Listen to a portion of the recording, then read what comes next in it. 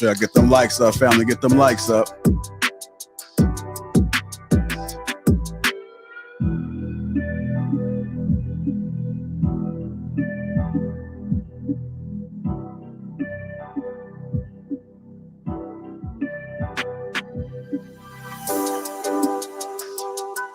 Get them likes up.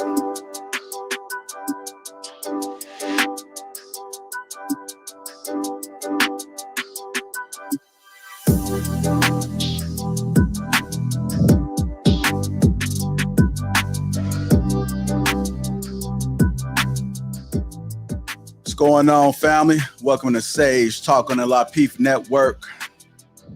How you guys doing? Appreciate you. I seen you guys were out pretty early.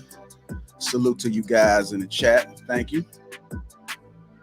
Before we get this show started, let's get the housekeeping out the way. We are live April 23rd. Make sure you guys get your tickets. That link is in the description. Shout out to our sponsor, Tej Hanley. Shout out to Tej Hanley. Uncomplicated skincare for men. That information is in the description as well. Get yourself 30% off along with a free gift. Glad to have you guys back with us. You guys missed a great show, man. We had Lapeef Sports, which is a little different. Some people may hear the sports, see the sports part of it and be like, oh, they're talking about sports, but it goes a little bit deeper, man. We tied into everyday conversations that we have on the platform. So make sure you guys go back and check that out. Do women like a man's status? That was the topic. So go back. See y'all, Green Gang. I see you, Cam. Mr. Elephant, I see you in the house. See Chorus Bloom, I see you. Shout out to you.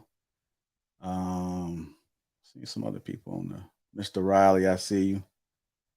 J.R. Really on time, brother. Express Queen. Shout out to the Green Gang, Adira. Tamika, what's going on, girl? How you doing? Welcome. But now we got housekeeping out the way. Let me go ahead and bring up Sage Talk Lee himself. What's going on, brother? How you doing? Hey, good afternoon, JR. How are you? Blessed as usual. Happy to be alive.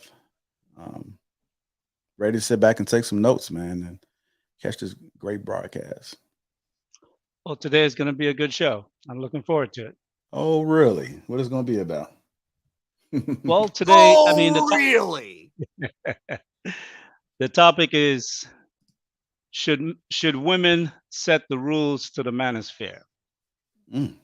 And I chose that topic because I've been hearing a lot of different talk in this space over the past week or so. And really it's about the black man's manosphere, who are the leaders, who are determining what power, and I guess you may call it somewhat of an invasion, that a lot of women are coming into this space, how black men are trying to deal with that situation. Some are for it, some are against it. There are different points of view. Recently, one of the heads that is supposed to be one of the heads that started this whole black manosphere thing says that he's, packing up shop and moving on. And so many other things that are coming into this discussion that I figured, we talk a lot of things about different types of leadership, but leadership is not something that you really can talk about. Leadership is something that manifests itself and is demonstrated when the time comes. You can talk a lot about leadership, but when the time comes to lead, if you pack up and run, that ain't leadership. If you close down your channel, sell it off, or whatever you do, that's not leadership. And what I want to talk about today is, are black men capable of really leading, or should the woman lead? Because we talk a lot about leadership, but what I find is that when we have to lead, when the opportunities present themselves, because leadership doesn't present itself when things are going well. Leadership presents itself when it's rough seas, when things are burning down, falling down, when you have enemies at the gate and betrayals of friends within. That's when true leadership can manifest itself to coordinate and set the tone as to what steps need to be taken next. And I think a lot of us as men, we talk about we want to lead, we want our women to allow us to lead. But then my question is, where have you led before? And in the present, when opportunities present themselves where leadership must rise to the top, to the surface, and demonstrate their abilities, where are those leaders? How come we are not seeing the leadership that's necessary to guide the Black manosphere? So that's something I want to talk about. I'm gonna say this, man. I know I had the topic on hand, but like, damn, I don't know what to expect with this show, Lee. I'm not gonna know what to expect. I'm gonna go back and just observe because I'm trying to figure out where you're going. I'm like, oh shit, you about to go there? Okay. I'm gonna let you do your thing. I'm gonna fall back in the cut, man. Make sure you guys get the likes up. Also subscribe to the channel. Hit that like button. Hit that super chat for Lee. Okay, good afternoon, everybody. Welcome again to another edition of Sage Talk. I'm your host, Lee. As you know, today the topic is, should Black women set the rules to the manosphere? And in my brief introduction, I touched upon some things that I find very troubling. But to go into more detail, there are many reasons why I decided to have a discussion on this topic. As we go into the summer, after a long winter, with so many troubles lurking on the horizon, how will Black men cope with the fast changing environment? Economically, we see America is going through a lot of economic strife, inflation on the rise, the Fed is raising interest rates, war is breaking out, rumors of other wars breaking out, possibly between Taiwan and China, scarcity of food, recent announcements that some major chicken farm that produce eggs have to kill 5.3 million chickens. And quiet as it kept, they hadn't reported it publicly, but they have already killed close to 8 million other chickens already in different states. So there are several states that have infestation, which means the price of food is going to go up. Gas is already making record highs. The job situation is quandary at best, and many other issues yet to arise as the heat and the summer begins. Recently, the FBI has classified incel and the manosphere as a threat to society.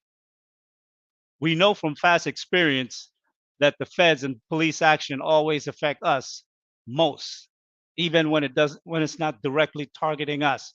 We wind up being the bullseye in those type of challenging situations. Another situation that brought itself to the fore that I've been observing. One, you have Kanye West, a billionaire umpteen times over, crying on social media about not being able to deal with the circumstances of his life that he find himself in. I think as a man that is worth that much money, he's acting like a simple child. It's time for Black men to learn how to act like men and weather the storm among us and be steady as a rock, a monolith rock. Steve Harvey is out there provoking Kanye West into a confrontation with DL Hughley. These are middle aged men in their 50s and 60s, 40s, 50s, and 60s, want to get in the streets and scuff. What kind of examples do we have as Black men and Black leaders who do not have the ability to use wisdom to cool out hot heads and show direction to the younger men that are coming up behind us and to our women as well? Where is the leadership in the Black community? Where the leadership among rich Black men, poor Black men, uh, the educated Black men?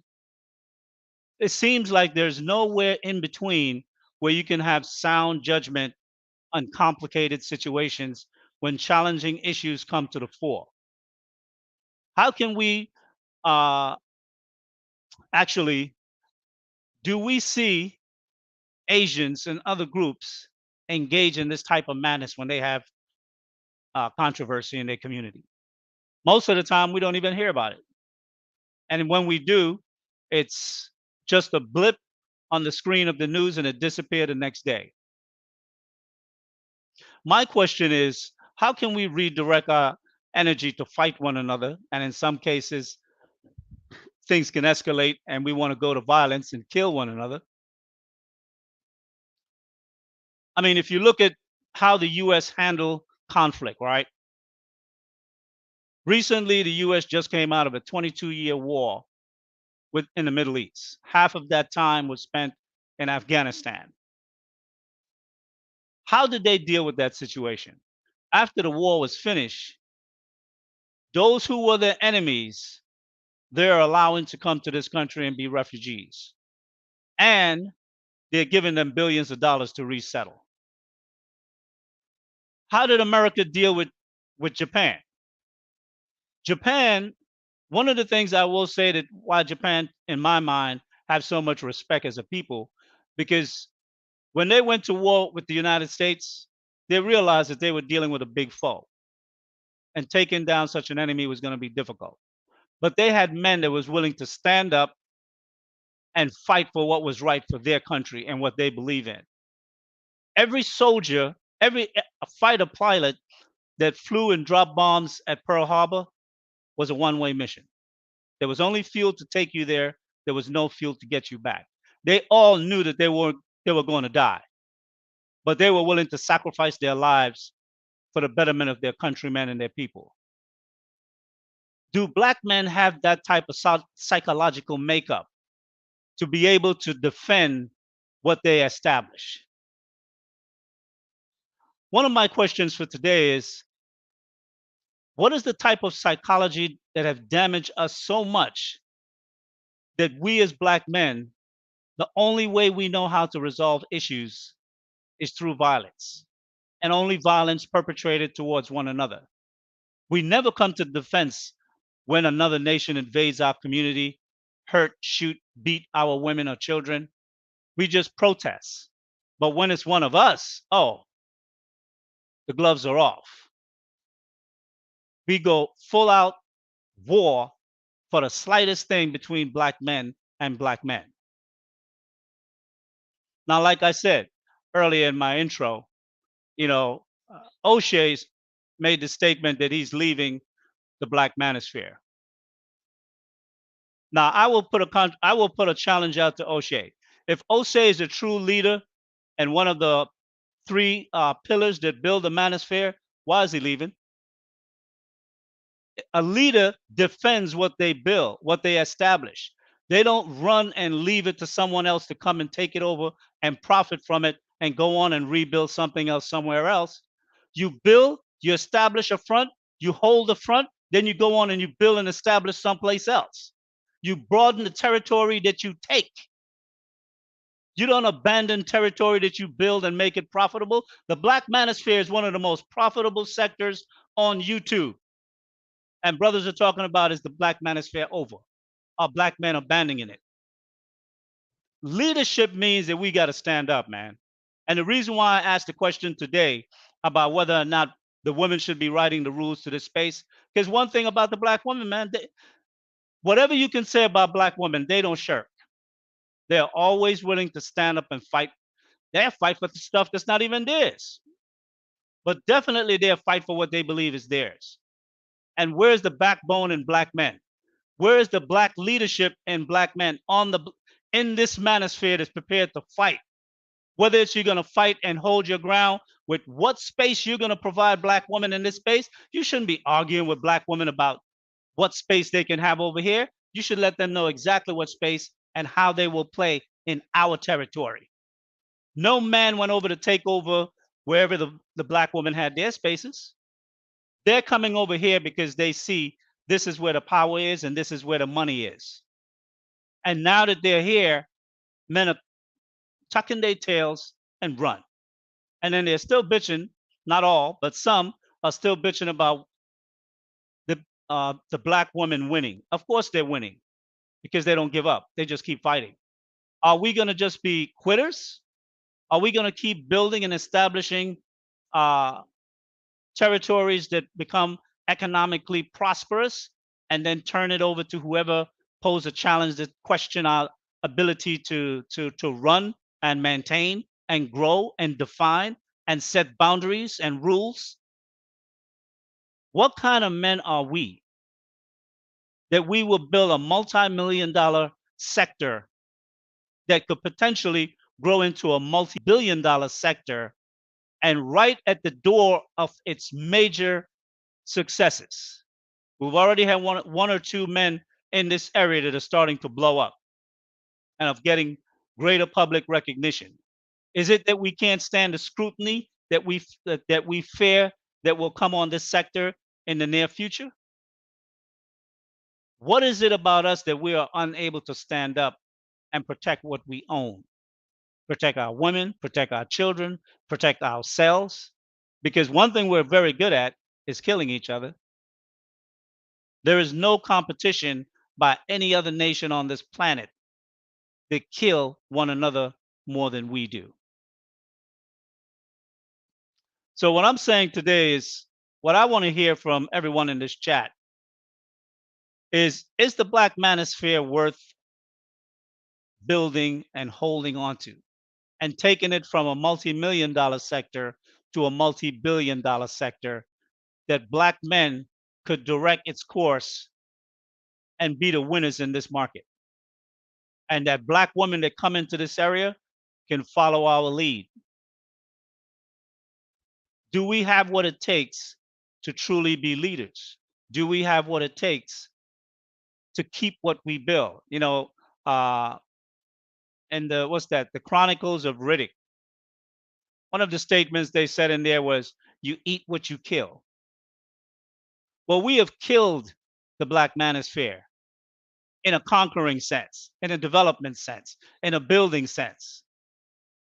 Now that there are others coming at the door with scare tactics and words, words that are just not even threatening. I mean, maybe the FBI claim is threatening. If you're an incel, maybe to you it's threatening. I'm not one, so it doesn't bother me, and I don't think many of the brothers in this sector are. So that shouldn't even be an issue. And we've had enough experience in fighting psychological warfare and police warfare within our communities. Can we not also defend and fight those battles in the space? What are you going to do when you get to the metaverse? Because if we can't control territory here on YouTube and expand in the territory that we hold, what territory are we going to build in the metaverse? Because whatever we build, we're showing that from experience, when we build something that's successful, others can come in and take it over, and we will gladly hand it over, walk away, bitch, and then go build someplace else again from scratch. At what point we can say, you know what, enough is enough. We will not take 1 inch, one step backwards. We're moving forward. We're not only establishing the Black Manosphere, we're building the Black Manosphere into 3.0, 4.0, 5.0, 10.0, 10x the Manosphere, and make it a multi-billion dollar industry. And as Black men, we are the gatekeepers of this sector of YouTube that have been developed. Can we do that? Do we have the balls to fight and build, to conquer?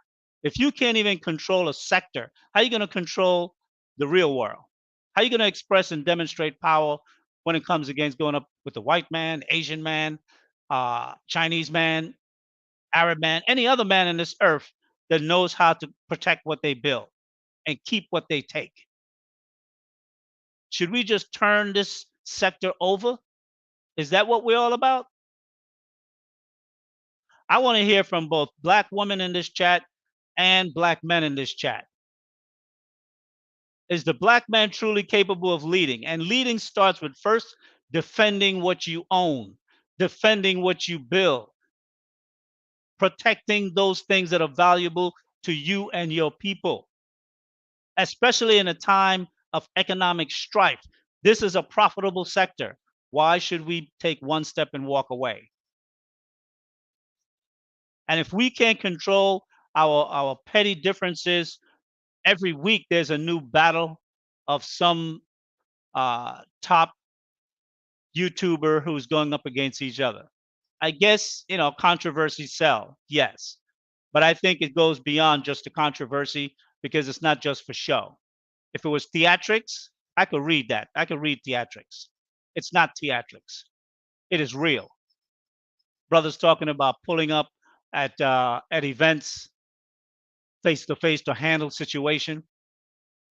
What situation can you have that is so demanding of you pulling up on a brother from something that took place in a virtual space that you feel that you need to confront a brother in a physical space? Why is it that we can't leave the hood in the real world and come to YouTube where we can craft whatever ideas we want to develop? We can craft a whole new world on YouTube. But yet we just take the old world, the crabs in a barrel mentality that's on every block, whether it's Harlem, Bed-Stuy, whether it's, LA, Chicago, or wherever else we are in mass throughout this country. And all we do is demonstrate our ability to hate on one another, to slander one another, to treat each other with total disrespect. When on the other hand, the first thing we always say out of our mouth is that we want respect. You never want to give it, but you want it. And the only way we are able to show respect from one man to another is either bow down on your knees, and if you don't, I'm going to kill you. We got to get past that. Today is going to be, I think, a very informative show for many because besides talking about the issues of leadership, I'm about to unroll what leadership is all about. Me and my associate, Logic, we're going to be dropping some information later today. I want to spend at least an hour or so talking about this topic. And after that, I want us to roll out the program that we're developing. So JR, drop the link in the chat. If the ladies, you can type your questions. JR will post the questions up. Gentlemen, you can come up on the panel and we can have the discussion.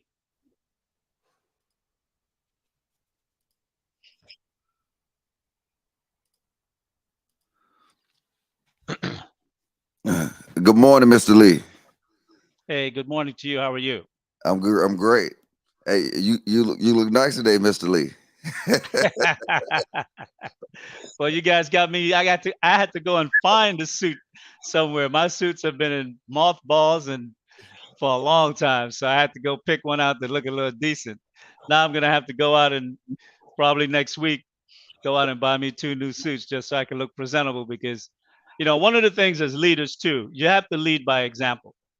And we can't have suit Sundays and the leader or the person that's uh, driving this initiative come to the floor misrepresenting the things that you want to hold other people to do. Whatever I'm going to ask anyone to participate in, I'm going to be an example of that as well. Anything else you want to add, Logic, while we get this show going?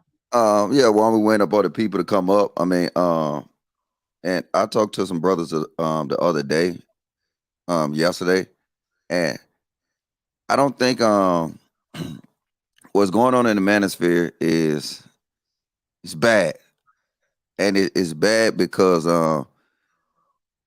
it just didn't have them fundamental values. I think that a lot of them brothers they went in, they had good intentions, but without them fundamental values, pretty much it would just become a free fall.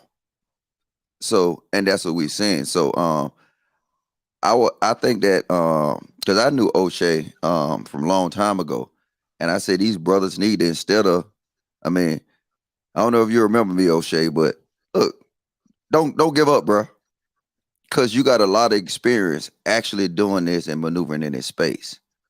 So that experience it means something. So don't give up.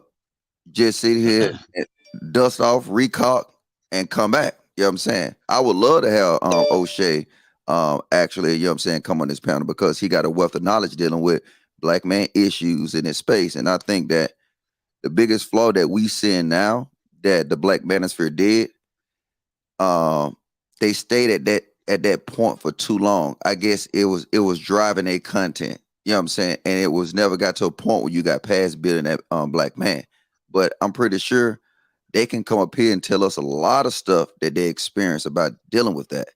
So I necessarily say, hey, look, it's not over for you, O'Shea. It's not over for a lot of you brothers. I can name off a list of men. I'm just saying, hey, look, you know what? Hear us out, and then you know what? Come be a part. And I think that'll show to the greater collective that you know what, your mission is not dead.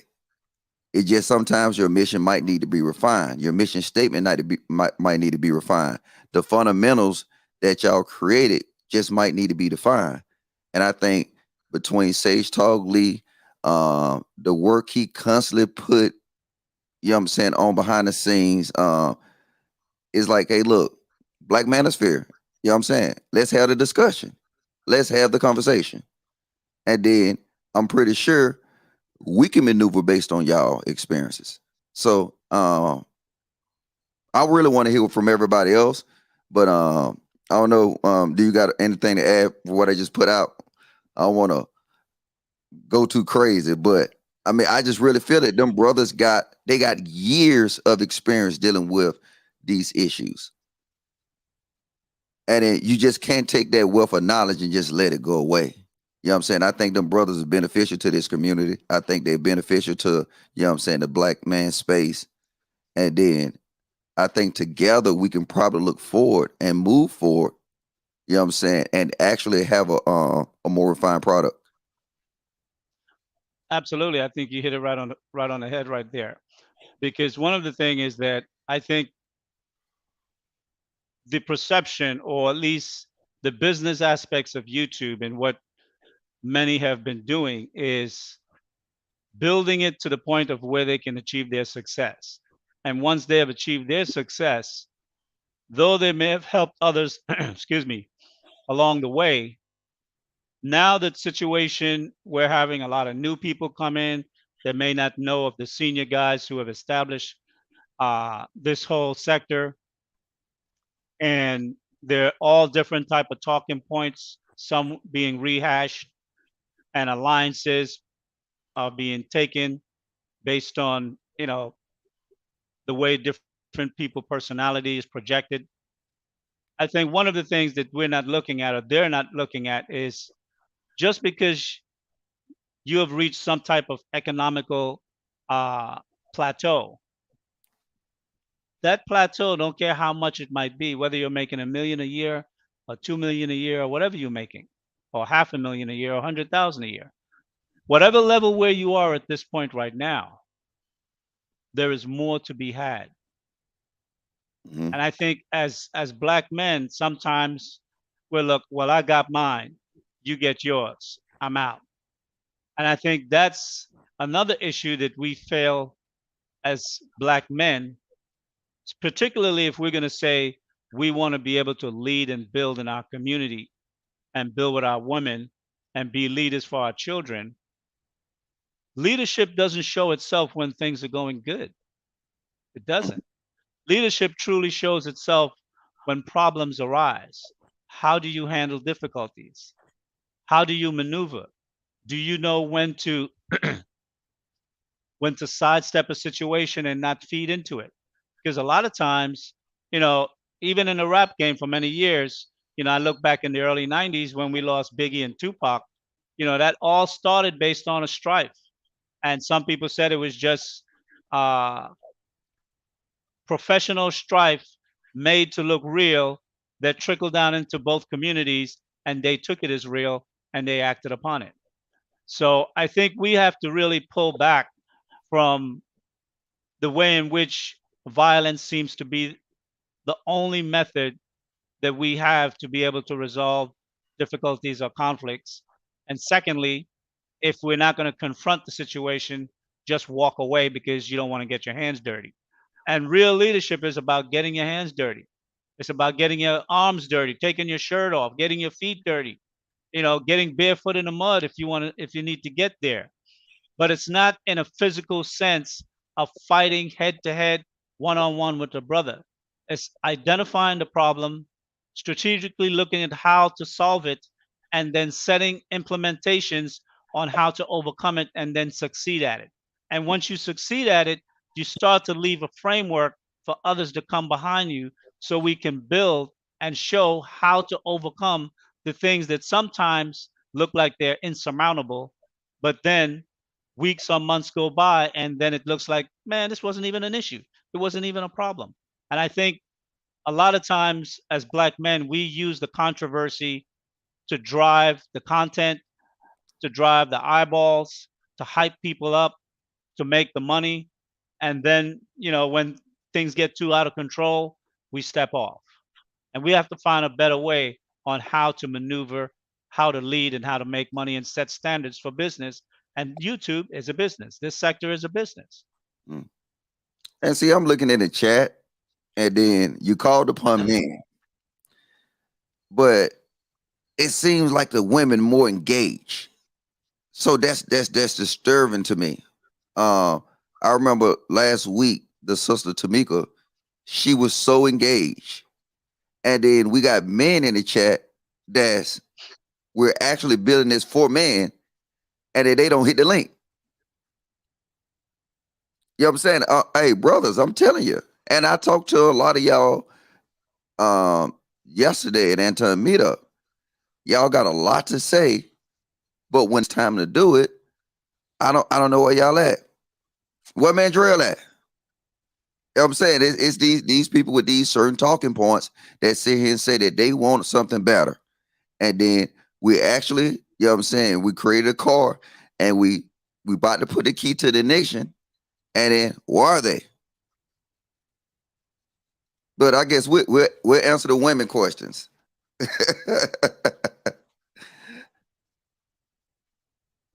Well, I would say this is that, one of the things about building anything, you have to put your hand to the plow. It's just that simple. You can't build anything through talk. Talk is cheap. And one of the things I think many black men have gotten used to is that they have found out a way how to scam the system. I could talk about what's not working. And if I can hype it up enough, I could even make some money about what's not working.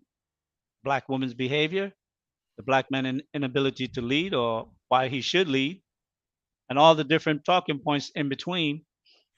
But then when the time comes for you to put up or shut up, they're nowhere to be found.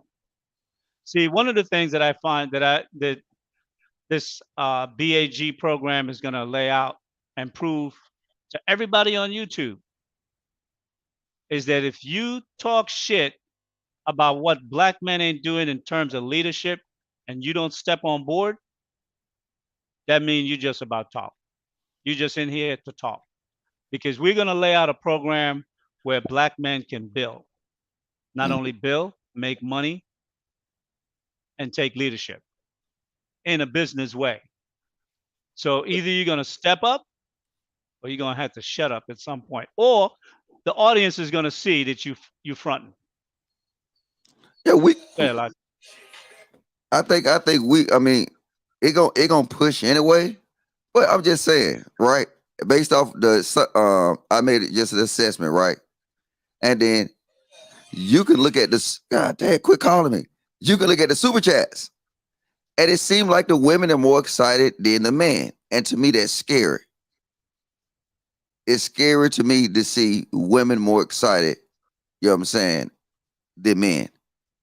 And then I know I might be just, but this is my overall feel so far. And then it's like you'll become skeptical. I mean, because I don't get it. You know what I'm saying? At the end of the day, if we want to have a conversation, like I said, let's have the overall conversation. When you're available to your topic, let's have a conversation. Let's have a conversation with these black YouTube creators that's in this space. And then the conversation is about fixing what somebody else might have started. And I will always be the first one to give somebody their flowers for, you know what I'm saying, being the pillars of the Black Manosphere and key figures within the Black Manosphere. But right now, either you got to fix that car or you jump on another car because something got to happen. So I see we got somebody coming up, so I'll go ahead and pause.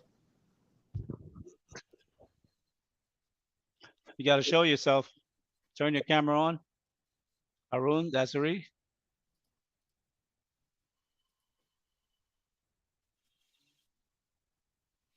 Well, to add to what you were saying there, Logic, one of the things that's very important for us as men is that, Kevin Samuels was basically talking to men in this space for 3 years plus before he came and started talking to women.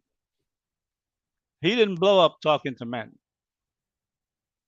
He blew up talking to the women.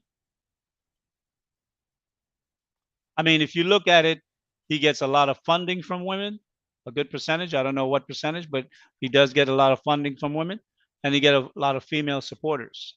And one of the things is, though the women are angry at some of the things that he say, they continuously tune in because they know that there's a problem in their life and they want to see how to overcome and surmount it.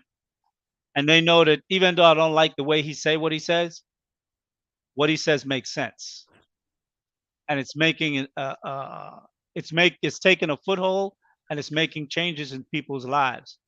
And many women want to have the successes that they dream about, that they may not utter day in and day out, but in the quiet moments of their life, when they're at home thinking before they go to bed, when they're looking at their life, when the children are asleep, if they have children, they know they want it to be better, and they know they would like to have that life with a black man. But they want that life with a strong uh, black man who has the ability to lead, who can actually control the issues of the family, deal with it, and surmount it and overcome it, and demonstrate to her that she doesn't have to work as hard as she has to work to make ends meet. And I think that the women, as hard as Kevin deal with them, they keep coming back because they're looking for some way on how to improve themselves, and they're willing to get up on camera and talk about it for the world to see, whether they're right, whether they're wrong, whether their ideas or what they've been practicing have benefited them or not. The point is, they're willing to step up and do whatever it takes, either by confrontation or through discussion and so forth. But it seems like, we've been working week after week after week trying to resolve the issues that men have said in this sector, men have said on this particular show, on, well, what are we going to do? How is black men going to rise up to a position where they can have leadership in their communities? Because the politicians ain't doing nothing for us. A lot of other businessmen, they're building their business, but they are not of the waywardness of the mind to be able to step up and make changes in the black community, because that would take away from the running of their business and their success, and probably would challenge their family safety and whatnot. Because as black men, when you start telling one black man what he shouldn't do or what he may need to correct, immediately they take it offensively, as though something is wrong with them. And Mhm. sometimes there is something wrong with you. And if you're not, if a crazy person, if you can't tell a crazy person they're crazy, until they're ready to accept that, something is wrong, I may be crazy. Until that point, he'll never take the necessary steps to heal the craziness that's going on in him. And I think that's something that we as black men, we really struggle with, is that no one can tell us anything. We think we have all the answers, but we can see for a fact that many of the things that we have tried, we are unable to bring to fruition. And to the degree that it may materialize, we tend to drop the ball before it reach any real large success. Mhm. Hey, Arun, welcome to the show. Sage Talk. Talk to me. Hey, Sage Talk, how you doing? How you doing, I'm Logic? doing well. What up, player? I've been on your show, man. Anton kind of recognized me. I see, it's a good addition. I like it. Okay, okay, all right. What's going on? Now I see the topic. I thought, I'll support you guys. Come over here. I see. The topic is what Should the black woman set yes. the rules in the manosphere? Right. I'm not black, but can I speak my point on it? Sure, you can. Where you from? I'm from south part of India. Okay, no problem. Sure, go right ahead. Yeah, women don't understand, man. They cannot set any rules for a man. So that's my take on it. They don't understand, man, and they can give their opinions, but end of the day, they cannot set the rules in a man's world. That's bottom line. Western world things are kind of messed up, but they try to butt in. They try to be like man in the Western world instead of trying to be more like a woman. So that's where the problem Okay. is. Can I get some Okay. throwback here, Mr. Lee? Sure, go ahead. All right, so yes, I agree that that's the political correct thing to say, right? And that's the foundational thing to say, that women should set rules, right? But I'm Mhm. asking this: what should women do when men don't step up to set the rules? Yeah, that's true. What should women do when men don't step up? That's the lack of education on upbringing of men over here, and the system and the society and culture, right? What the women supposed to do? I'll tell you one thing. Where I'm from, there are women that are doctors, Well, hold on, lawyers. hold on. I don't mean to cut you off though, but answer that question. Like, you know what I'm saying? I know you Deal can, with- you can answer it, but then, you know what I'm saying, answer the question and then give your feedback on why. Right. What is a woman supposed to do when man does not step up? Can you give me more Set the rule. context in a marriage, or So in her own life? let's use it in culture. Let's use it in society, right? Hmm. Do you think rules and laws prevent us from being chaotic? No. You don't think so? No. So do you think if it was no speed limit on the streets, do you think that people will actually try to do 80 and 90 miles an hour? Yeah, but eventually they'll figure a way out to act right. Come on. Listen. I know this for a fact because where I'm from, there are no rules, and people, accidents happen everywhere. But eventually, people will figure a way out to slow it down because they don't want to die on the road. No, but this is what I'm saying. This is what I'm saying is that a lot when you look at the bigger scale of things, and I'm not saying that, okay, yes, it's still people that break the speed limit, but rules prevent chaos a lot of times. If you remove all the rules from, just use the United States right now, how would the United States look? Mm-hmm. It will become chaotic, right? Would you agree that by Absolutely. rules in the Absolutely. United States, all laws, Absolutely. the United States will become chaotic? Absolutely. Okay, so now just put it into this space where it's no rules being set. So now, and then women are taking the lead to start establishing rules. So it just that I mean, to go to answer the question that because you kind of messed me up with that answer though. I said, what the hell? It should women set rules in a manosphere? No. But can you name me one manosphere rule? Manosphere rule when it comes to the YouTube, I think I don't know because there's no set rules, but I think it's all man code, right? It's all So what man man code. code? What man code do the men adhere to? There are a lot. If you can Give put me it in a one. context and ask me, give me more specific, like brother to Just give brother, me one. it's a man code, like how you nurture a young man to No, be in more the in control. manosphere, as it pertains to the manosphere. As a you got to give me more context, Sage Talk, because I'm part of the manosphere because I think like a man Okay. and I support the man All right. movement. But when it Sure. comes to YouTube online community, I don't really, what are the rules? There's no guide. There's no governing body in there to say what the rule is, right? Well, let me ask you this, and the car that you drive, Mhm. if there were no specifications for structural integrity, no integrity for the glass, no integrity for the tires, no integrity for the speakers, for the braking system, no Mhm. integrity for collision, whether it's head on or side collision. And car makers were allowed to build a vehicle at their cheapest possible costs. Okay. Would you think that would be okay for you to be driving around in a car where you know the slightest collision could take you and your family out? Um, I started off with the cars with least protection growing up. So now again, Say again? I started off in cars which has no protections growing up, right? So would I drive a car which is not as safe as the modern cars? I will still drive them, right? But your question, your example goes to what are the rules for Manosphere, right? Manosphere No, I has didn't no say. governing body. Go ahead. Go ahead. As of now, Manosphere is online community, right? Yes, it So is. what are the rules for Manosphere? There's no ain't no written rules out there, right? But we all as men understand, There are no spoken ones either. right? See, it doesn't Right. have to be written. They could be spoken because everyone that comes into this space over several weeks to a month, they tend to find out who are the big dogs up in here, who run the show, who established it.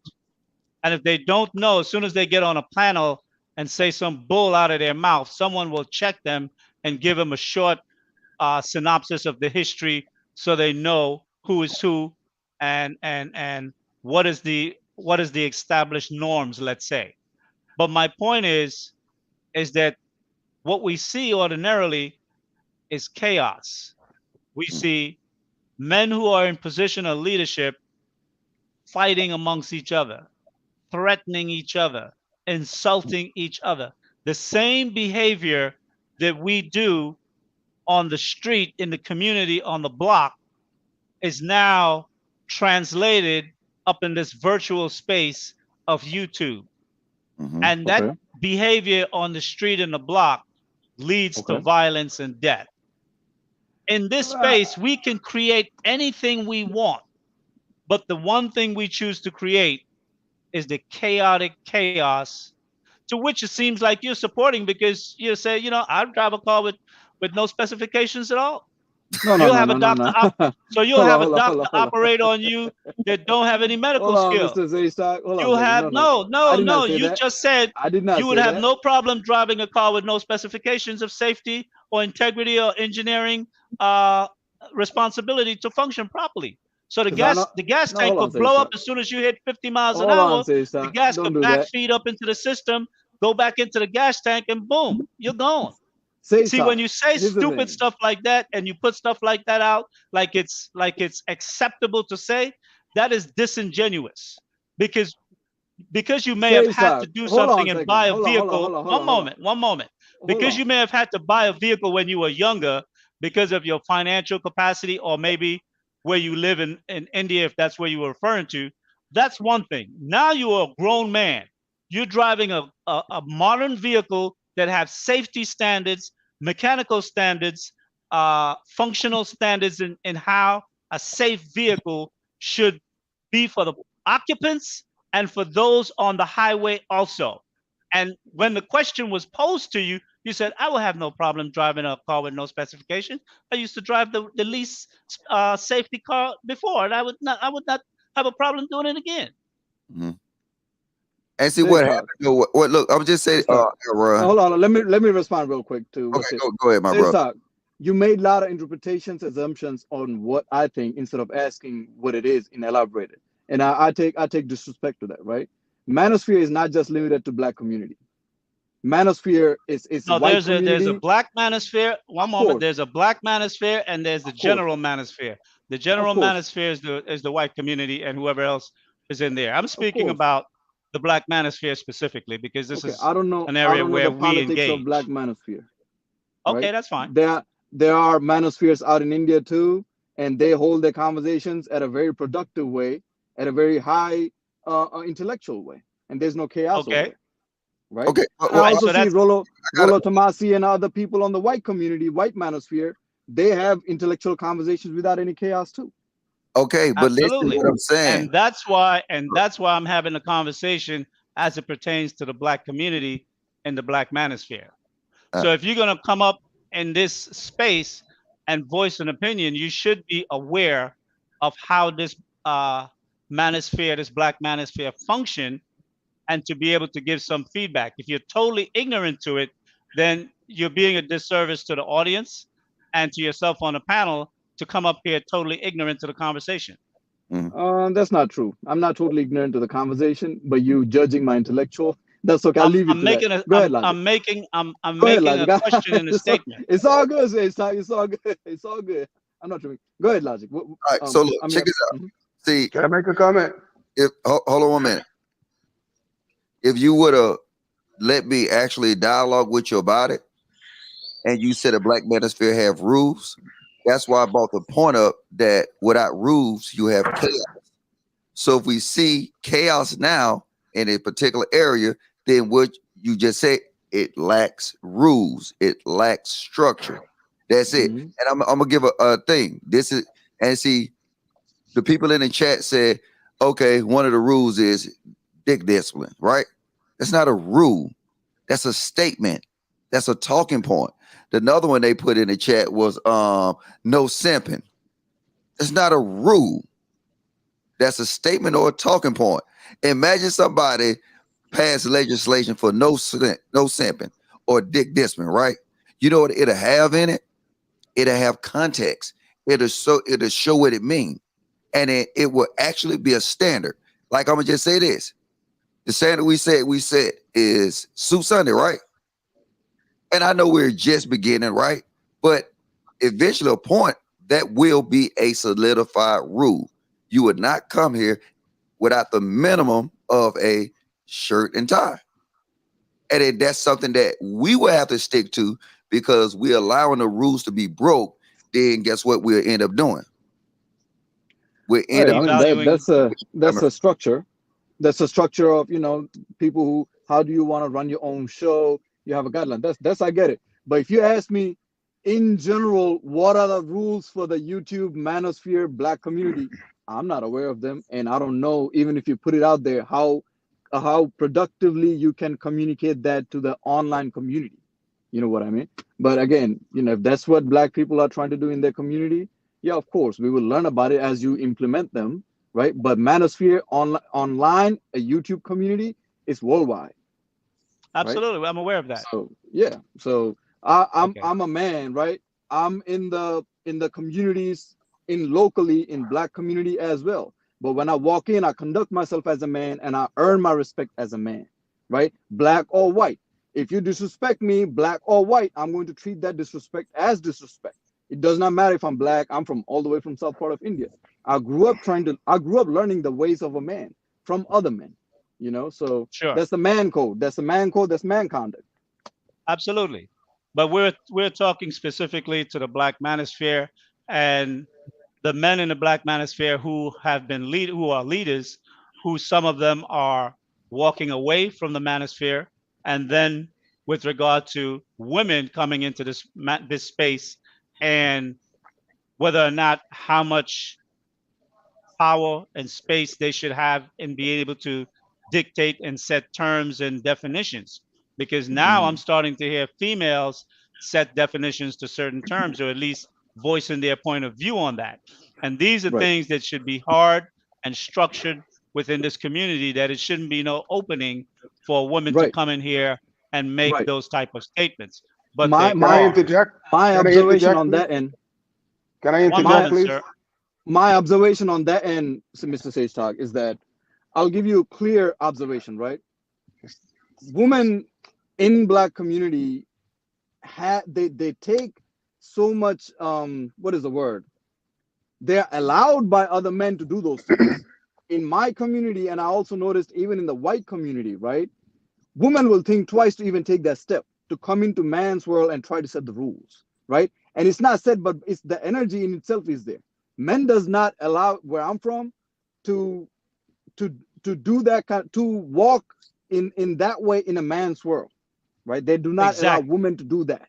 Exactly, and that's women understand that. I'll be very blunt and honest with you. Maybe I might rub some people wrong by saying don't say anything that would flag the show. No. Yeah, I'm aware of that. Sure. Women understand their place in our community, and they respect that, and men respect them because of that, right? Okay. They will come to a man with the energy of with the feminine energy, where they can post their opinions, but they do not come into a man's world and try to set the rule. That's the energy back home, right?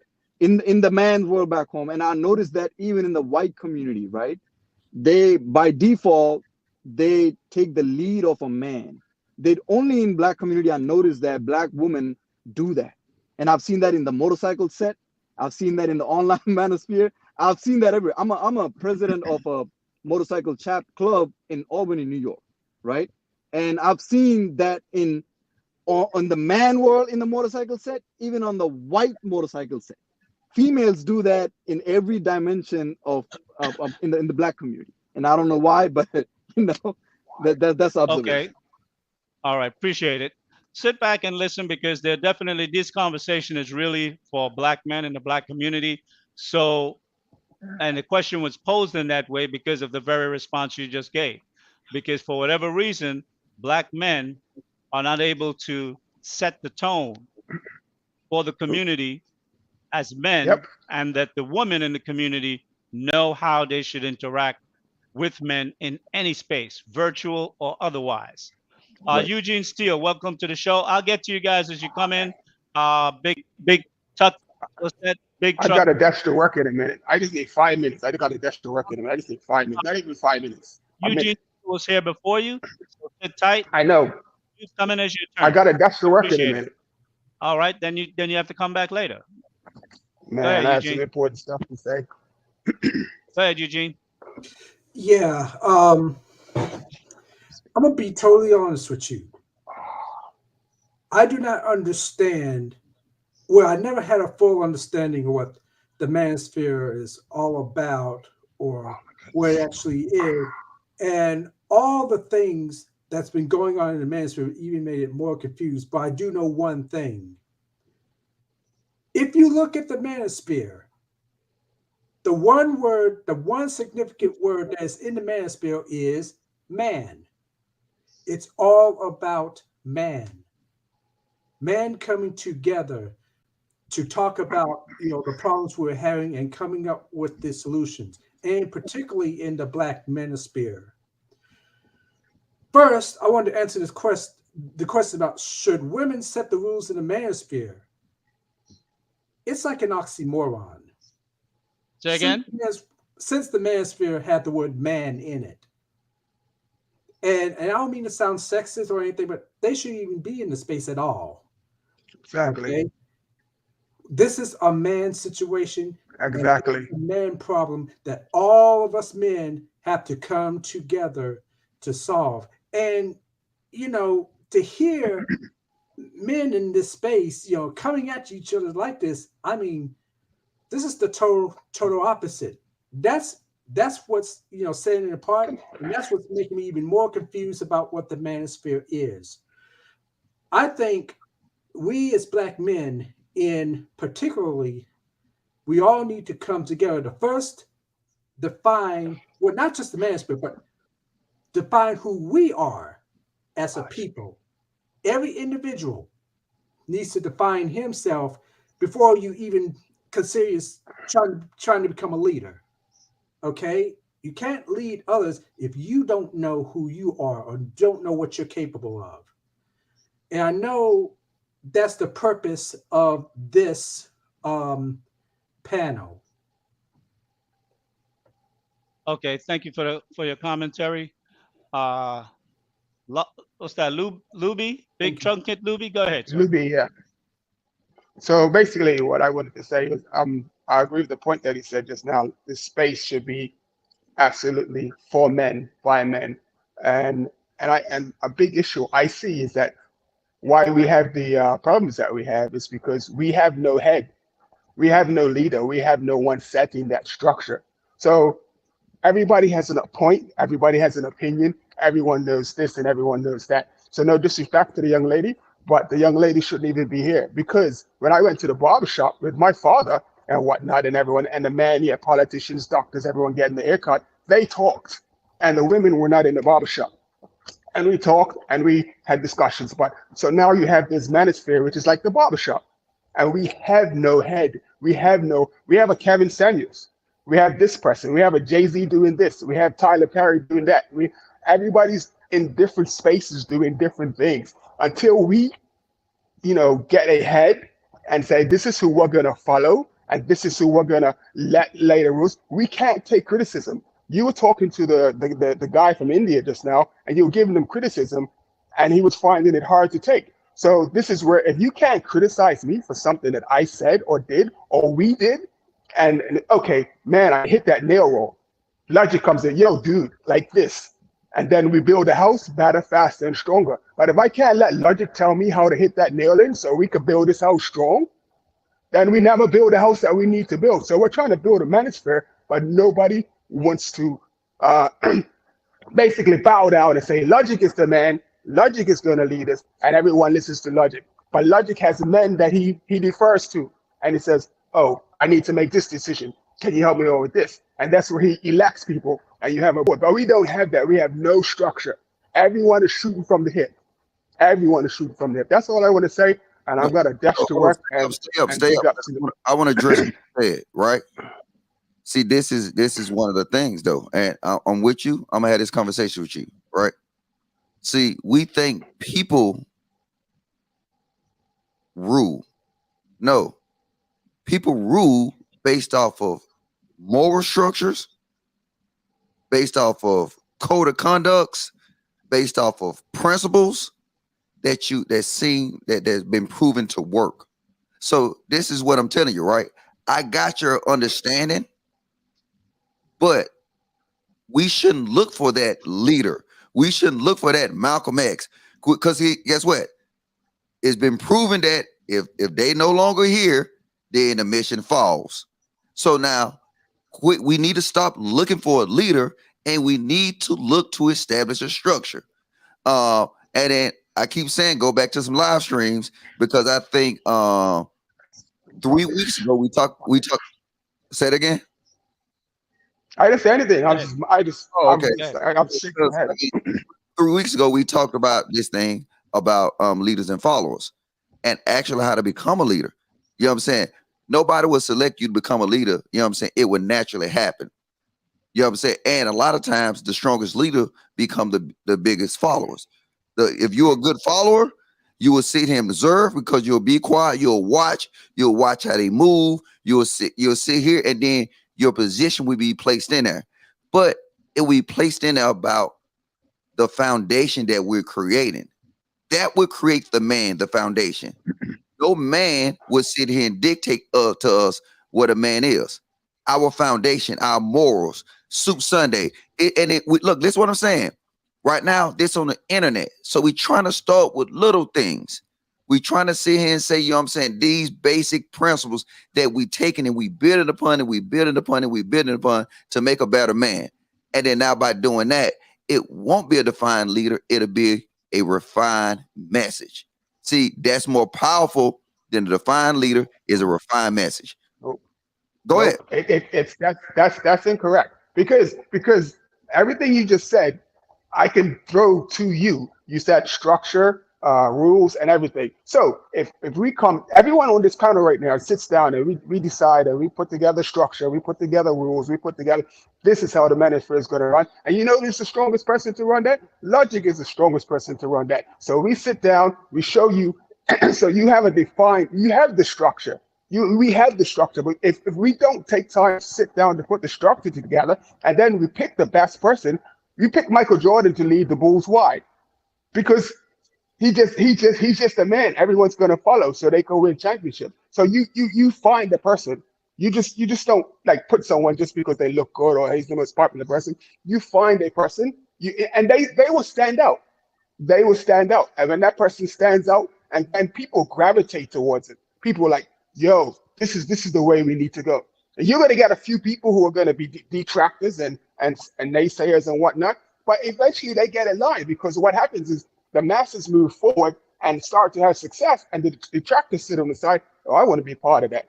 I want some of that success. So it's not a matter of just throwing a leader in there. It has to be, you take time and you put it in place. And we're not taking the time to put it in place. Everyone is I'm not saying anything where what you should and you shouldn't do. But what I see everyone doing is is trying to get their viewpoint across. I'm not here to get my viewpoint across. I'm here to direct the black man listening to this that we need to sit down and we need to find someone or a group of men, 4 or 5 men that can, pull us together and make us as strong as we need to be, because we are far too many, far too strong, far too financially fit to be where we are in this world. Now, last thing, Okay. because I can't let you get away with this. I'm sorry, Mr. Lee. I can't. Hey, sorry. let me touch on it after you get done too. I want to touch on something. I'm just say this to you, brother. Now, just listen to me, right? We ain't gonna fight. No fist. Look. No, I listen. You see, I haven't said a thing while you talk. I listen to you. I'm just saying. So watch this. Now think about this. This is the problem we see when we follow people and not structure, because that person, just say like O'Shea Duke Jackson, right? Hold up, I'm gonna give you an example. He leave the Manosphere, right? Guess who he taking? Nope. He's taking people. Look, and we see this a lot when you're dealing with, and I love when y'all drag yourself in these holes and use these sports examples.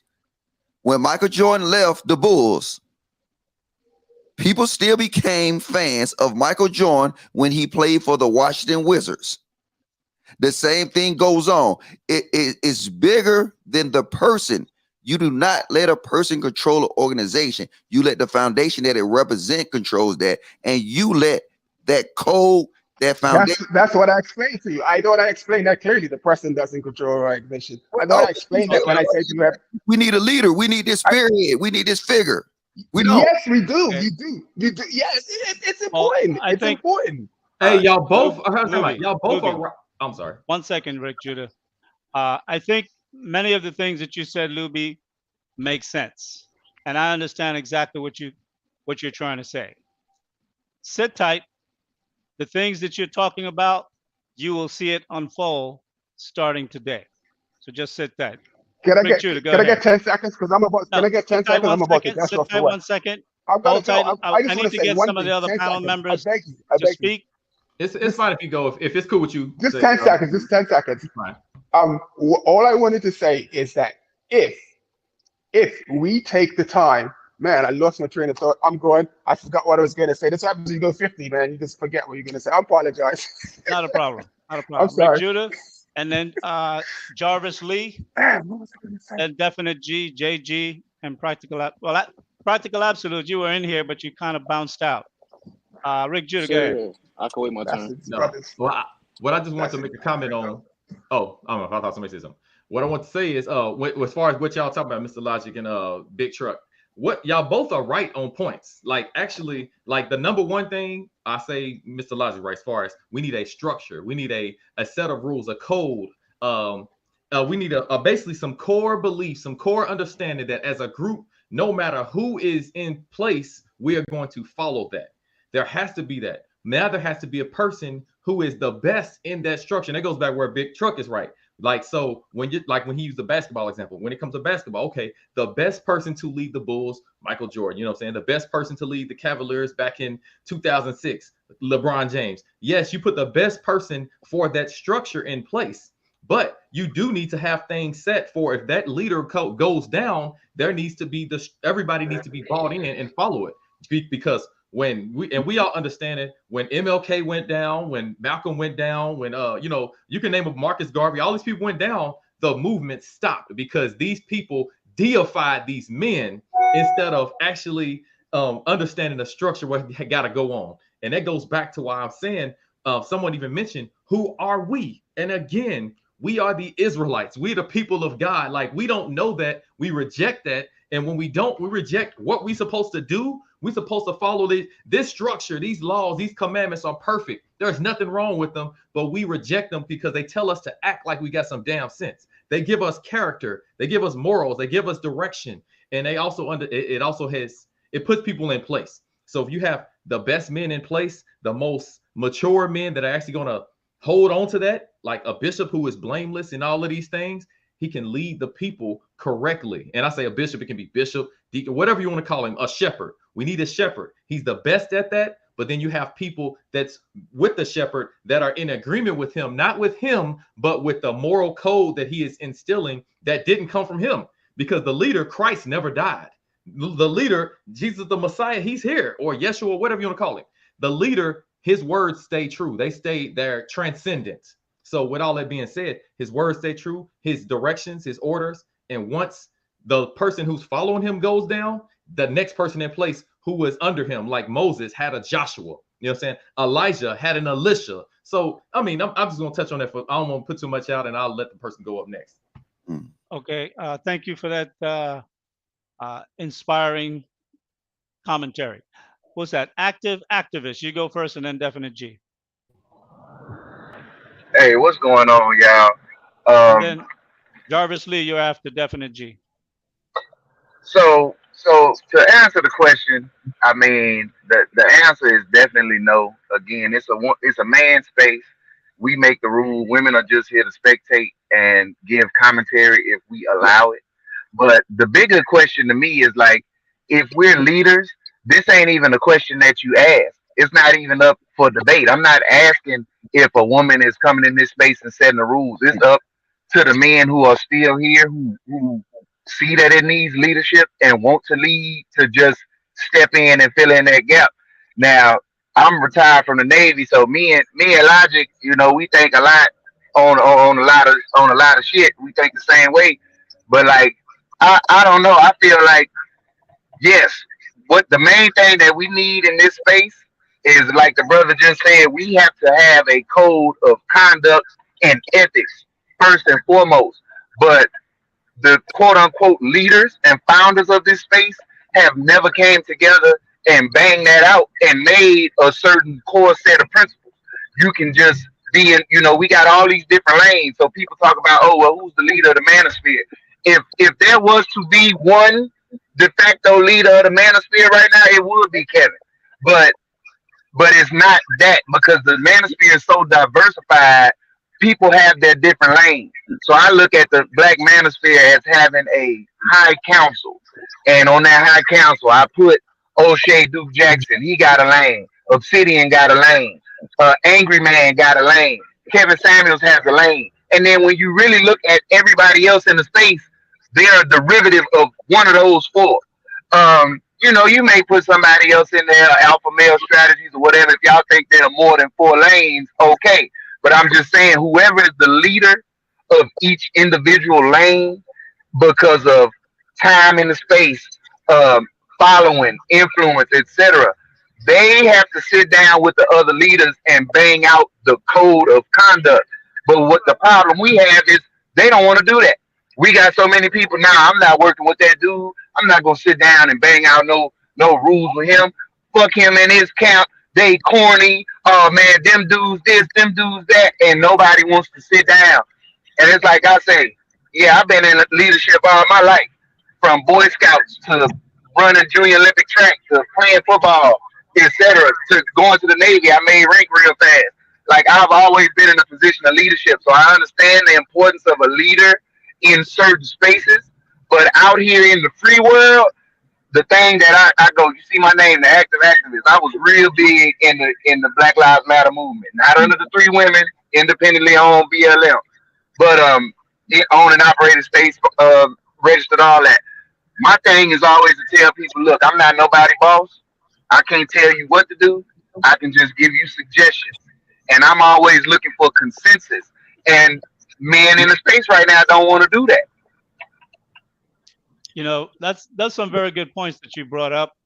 And so then my question, not just to you, but to the audience, when the men who are viewed as leaders abandon their leadership responsibility, a void is created.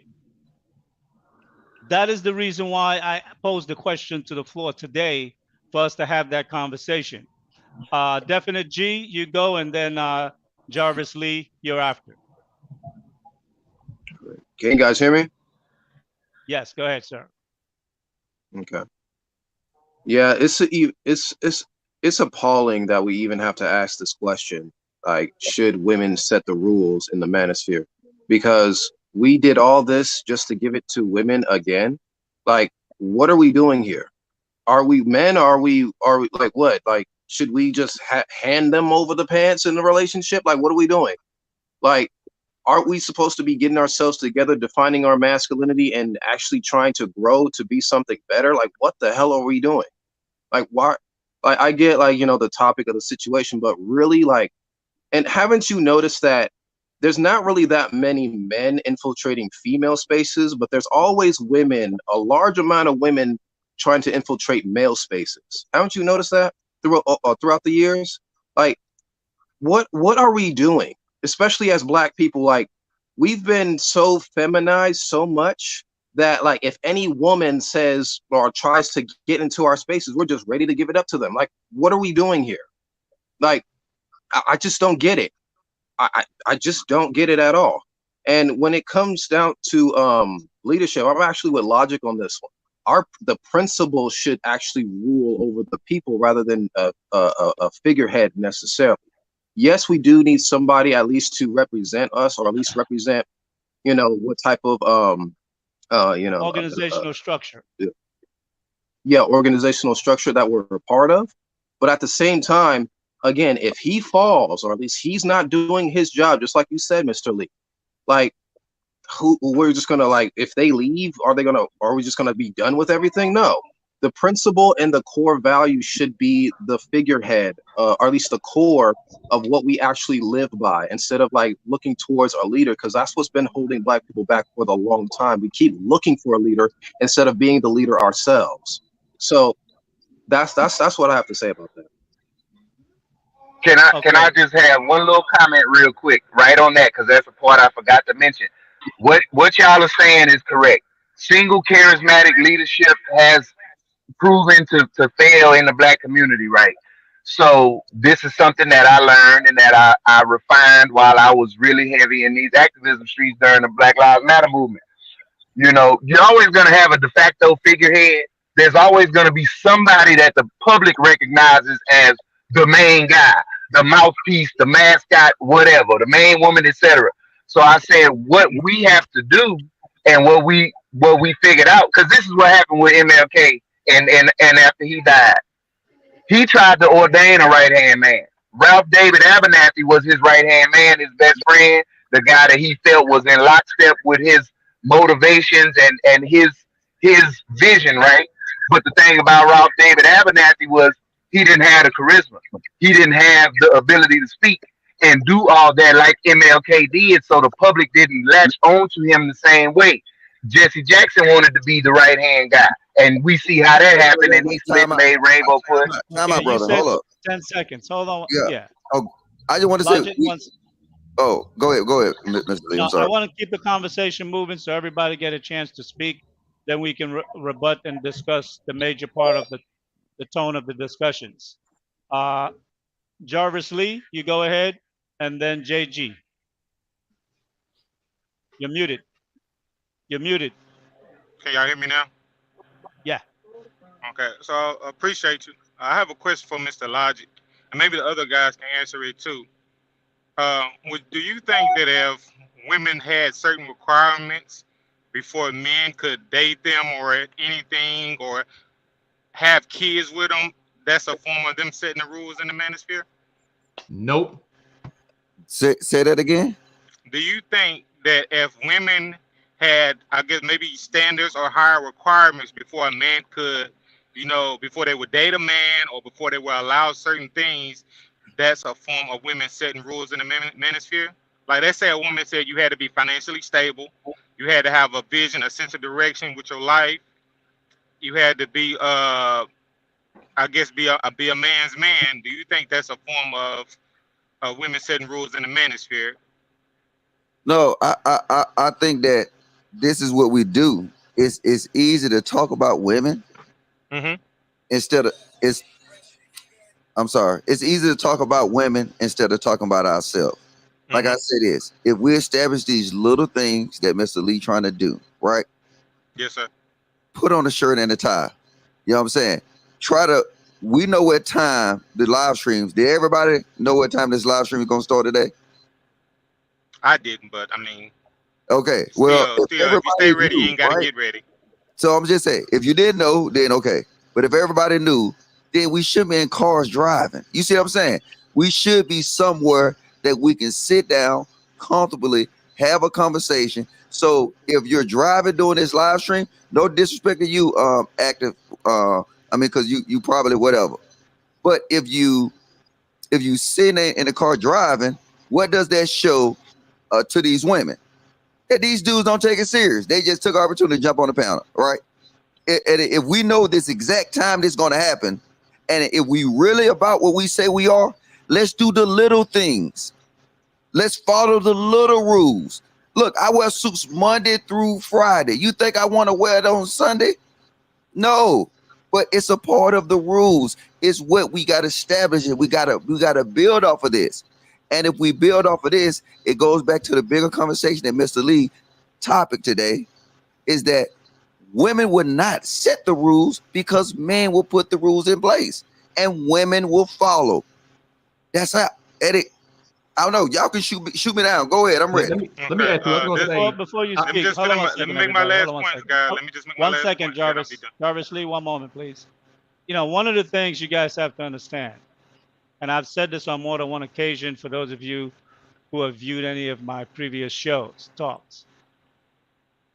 I'm a thinking man. When I choose a title, there are more subliminal messages behind that title than the words that project themselves there. That title was specifically set because of the absence of black men being leaders. We know women can't set the rules for the manosphere. We know that. The reason I put that there Somebody paying me. is simple. The reason I put that there is because I wanted to be provoking to men to say, what are we doing or what are we not doing? Because the only way chaos is not going to ensue is if we lay down some form of structure, order, and methodologies to how this space will be conducted. Rules don't always have to be written. Rules can be spoken and rules can be known. And once you know the rules, if you're a man and you act upon it, then you won't allow women to come into the space and violate. And the problem is that there's so many men that cape for women that they give women a broad way to go to see what they might do as long as they can get on their graces, their good sides. And when I say to see what they may do, as long as what they do don't offend them specifically, or even if it does, if they could get into some good grace with this woman or that woman, they will allow it. Because one of the things black men allow is a big ass and big boobs. And, you know, a nice body in the black community will get you a long way with men. Men have no, how can I say, no ability for them within themselves to self-regulate and control, even though there may be a woman that you might desire standing right in front of you, that you can hold that person accountable to the standards by which you move in life. And that is a big problem for us. Rick Judah, you wanted to say, actually, Jarvis Lee, you want to make a comment, then Rick Judah. You're muted. Oh, you on mute, Javaris. I just wanted to comment on what he said really fast. If I can, Javaris, I just wanted to say, just answer your quick question. When you said, should women set it? I'll say women aren't controlling. I say men should say who can date, what's the standard for men. That's all I wanted to say. Your father or your man in charge. That's all I wanted to say. Yeah, I agree with that. I got you. I agree with that. I'm of the mindset that arranged marriages in a sense. I align with a lot of what you and Mr. Logic were saying as far as there needs to be a structure. I kind of think of our presidency in a sense of if Biden was to go down, then there are still rules and structures in place. There's somebody else who would be the next line in, I guess, the session as far as continuing those rules. So at the end of the day, so I'm on here personally to learn. I don't know much about the Manosphere. I just know that I've always believed that it starts with me as a person. It starts with me doing what I need to do as a man and taking care of things I need to take care of. And then maybe I'll start branching out from there and helping, other men to do the same. But that's all I wanted to say. And I appreciate you guys for having me. Okay. One second, Can I respond to Logic real quick? one It's second. real quick. No, 1 second. I don't want this to become a personal back and forth. Hold tight. I'll let you come in. JG, you up first, and then Imran. Then activists, you can respond to Logic if you so choose. First off, can everybody hear me okay? Sure can. All right. Thank you for having me on your show. Also want to give a shout out to Logic and JR. You guys are putting in the work. I've been watching your show, your program for a little while, and I felt the need to come on this time just to answer the question face value for what it is. Should they set the rules? No. The reason why they shouldn't is because the Manosphere was in part created to help guys who have fallen into confusion with letting women lead them completely or either bad experiences with women. Now, should they be a part of the Manosphere? Yes. The reason why is because there's not going to be anywhere else in the world that you're going to encounter where there's not going to be women. And if the goal is to be able to be a functional leader, then sometimes you need the input of the people whom you need to lead. So I think that should they set the rules? No, we have to set our own rules. And I think that's the issue here. Also, as far as Manosphere as a whole, I mean, it's broken down into different layers. I mean, we got some that just, shoot the game. Okay, look, this is how you get a woman interested in you. There's deeper levels than that. There's the discussions, the grand discussions like JR has on all his platforms, which are valuable for someone like me. I'm 31, married, 2 kids. And it's good to hear the perception of more seasoned veterans in the game, put it to you like that. But then there's others where you get into your subject matter, like stocks, like pocket watching with JT, like where it actually helps you become a better leader by having the resources. And I think once we decide that we are actually, as an individual, going to lead our household a certain way, then the Manosphere opens up and it becomes more than just a sounding board or a soapbox. So that's all I kind of have on it. And I appreciate you for letting me talk. Thank you for your words. Imran, if I'm pronouncing that correctly, go ahead. Yes, you are. Can you hear me? Yes, I can. Go right ahead. Okay. My point on this is I agree with Judah. You need a biblical foundation. I think we're lacking that.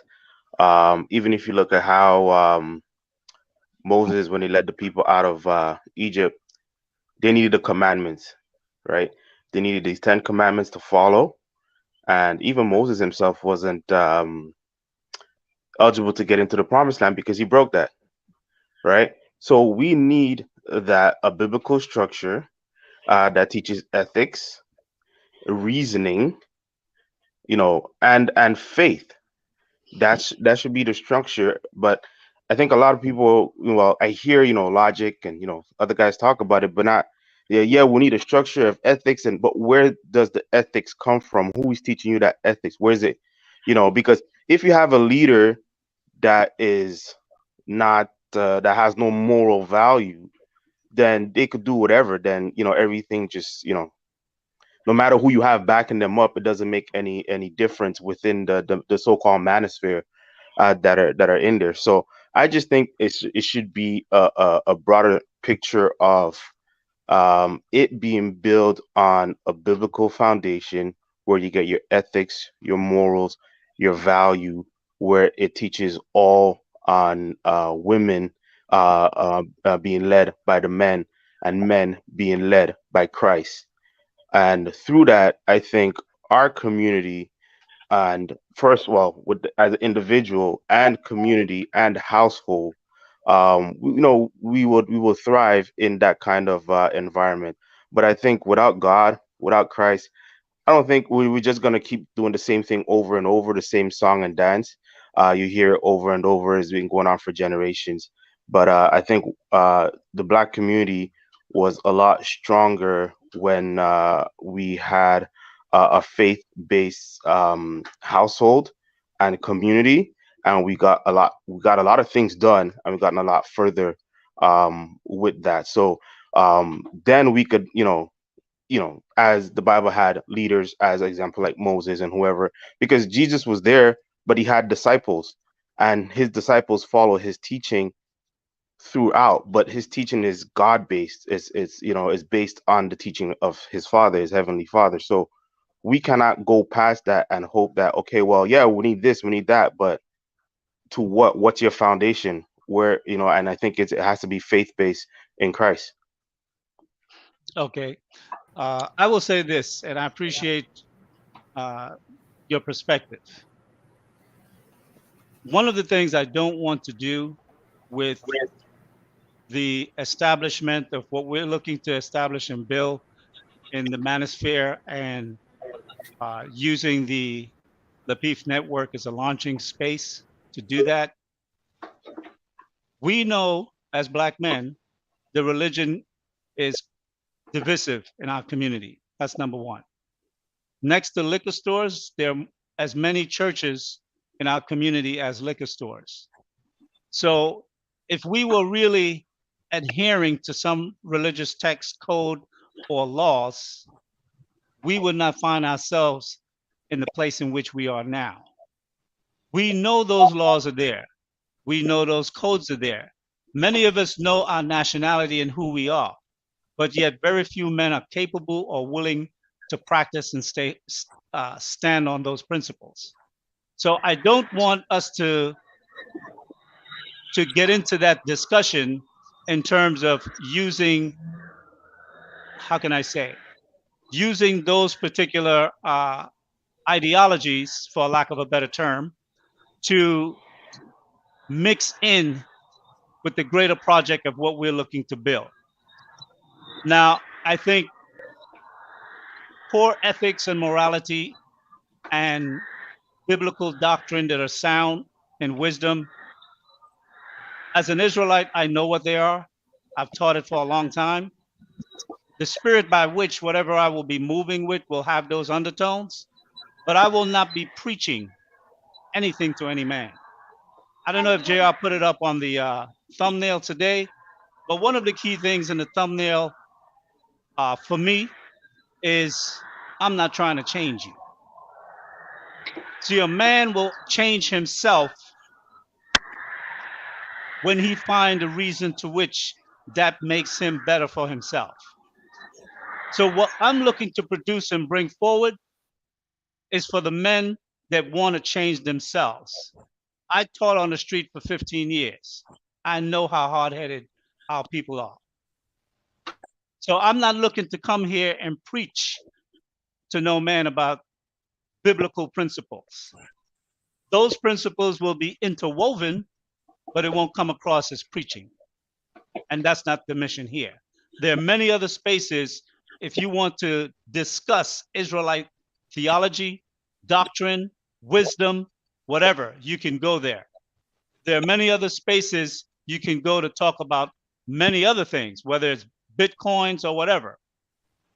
I will be talking about how Black men can build, how Black men can attain power, economics, and how we can take leadership in our community and rebuild or build a new Black community for the women that want to be part of that, under those men that will take leadership to do that. This Can I will be rebut? twofold. Say again? Can I rebut? 1 second, please. Okay. Activists, I'm going to let him rebut first because he was waiting to speak to Logic about something. But there's really nothing to rebut, because this No, is well, not no, going to it's be an just to Israelite. clarify It's my not going to be an point based on Israelite what you're teaching saying. platform. Go ahead.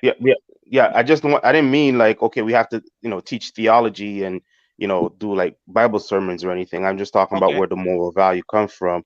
And in terms of, you know, the amount of churches, I understand. I'm not saying that we implement religion. I'm just saying the biblical moral code of values of, you know, for example, we all, like you mentioned earlier, you know, we kill each other very, very fast, but thou shalt not kill comes from where? Right? You know, coveting Right. another man's So if wife comes from where? You know, like, so I'm just saying like these type of stuff, but it doesn't have to be, okay, well, yeah, we're gonna have a Sunday service. No, but these okay, type of codes and moral values, it stems from there. understood. Well taken. And I will say this is that if you've been listening to Sage Talk, I've made it perfectly clear my background, who I am. I haven't given my Israelite name because it's irrelevant, but I've given my history of who I am. So you guys should know in the spirit of which whatever I will do will be done in a positive way. Activists, go ahead. You wanted to respond to something earlier? Okay, so I just wanted Master, to I'm out. say, to make a bigger point to what Logic was talking about. Like I've been in a lot of live streams and haven't clicked on the link. So you Keep can't it talk short. about how Keep it you. short. I got Keep it. it short. You can't talk about how you're afraid of the lack of interaction or engagement from men. And then when men call in that are busy, because I drive for a living. So, most of the panels I call in, I'm going to be in a vehicle. So it's like you got to take people where they are and you just got to accept. Like, I don't give a damn what a woman thinks that she see me driving and I call in. I'm serious and that's why I'm here. Because I don't give a damn about what her perception is. Oh, he's in the car and he's not sitting down in the office or in some stable place to call in for the conversation. Like that's irrelevant. I feel what you're saying. If you have the ability, yeah, okay, it looks better. But for the people who don't have that ability, do you just want us not to engage? Because I'm driving. Okay, I'm gonna answer that. The thing is remember the topic of the show. We were talking about rules, right? And I understand if we doing like something else, we kicking it. We doing Thursday, yes. But like it is what I'm really trying to say, and I want trying to take a shot at you. See, I'm learning from Mr. Lee. You see this now? See, I was like, I ain't gonna take. I'm just saying, we gotta set like we know Sage Talk coming on at 3, right? And then we know that we want men to become a part of the conversation. So like us as men, if it means so much to us, we should be able to sit here and say, hey, from 3 o'clock to 5 o'clock, I'm gonna follow these rules. And it not just to sit here and the suit and tie, it really don't what it really means is that we as men will follow the rules. That's it. That's all it is. Because I mean, just take it to a higher understanding. It's about us following rules.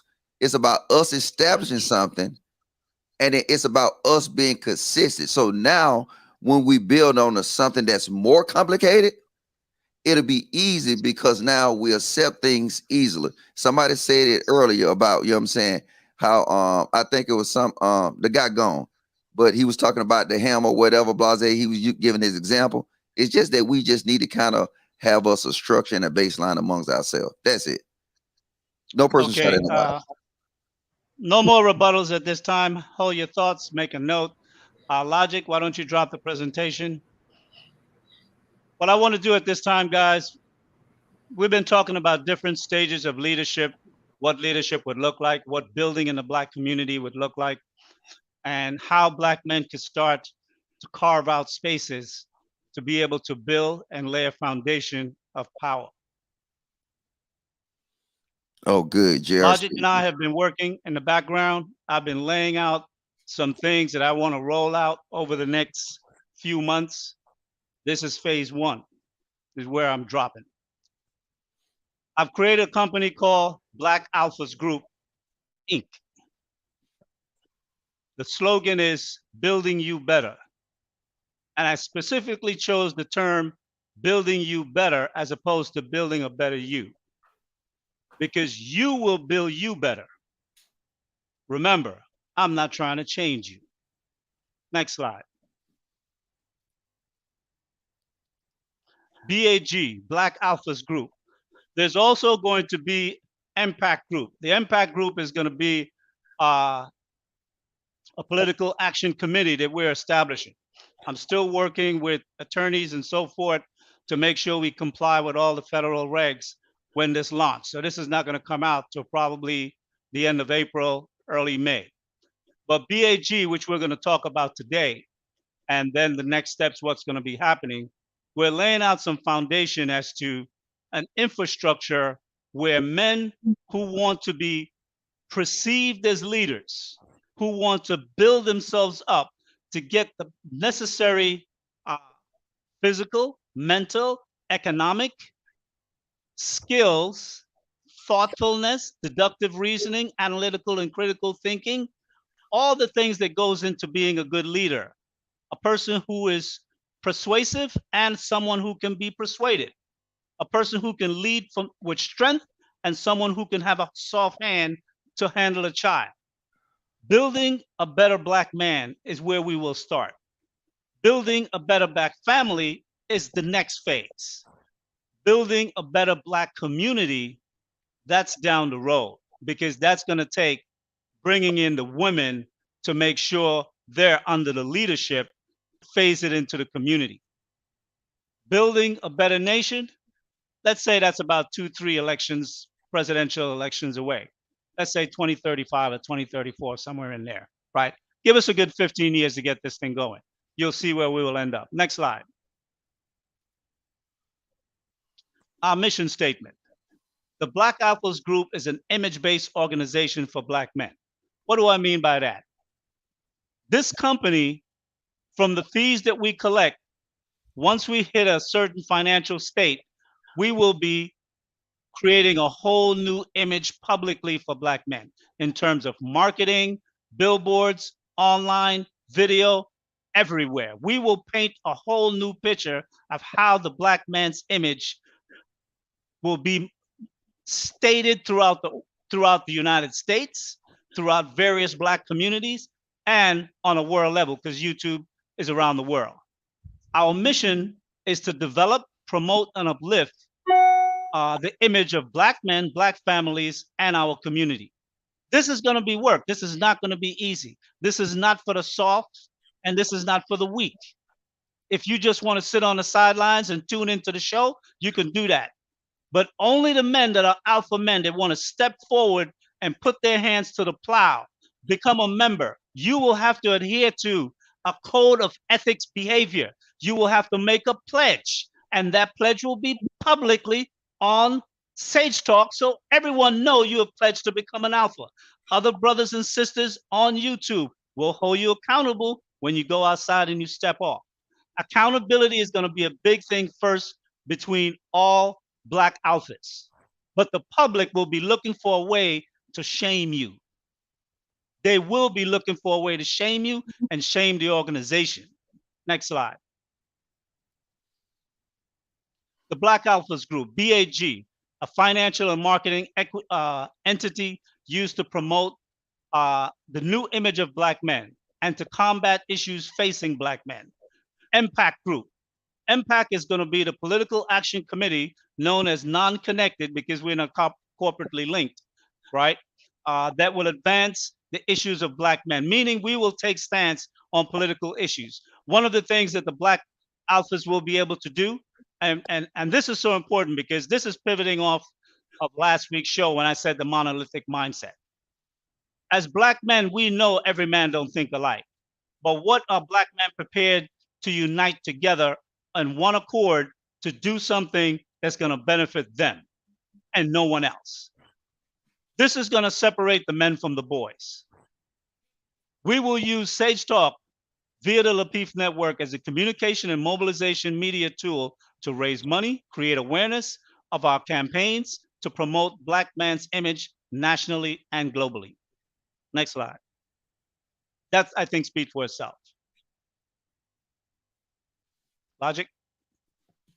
Okay, so what we're gonna actually start at is that we're not gonna put no dates on it. We'll have phases though, but our initial phase that we're gonna do is that a man places his mental health and his physical health as a foundation to sustaining his success. This is where we're at right now. This is where we're trying to start. What we're gonna do is we're gonna have conversations based around mental health. We're gonna have mental health guest speakers.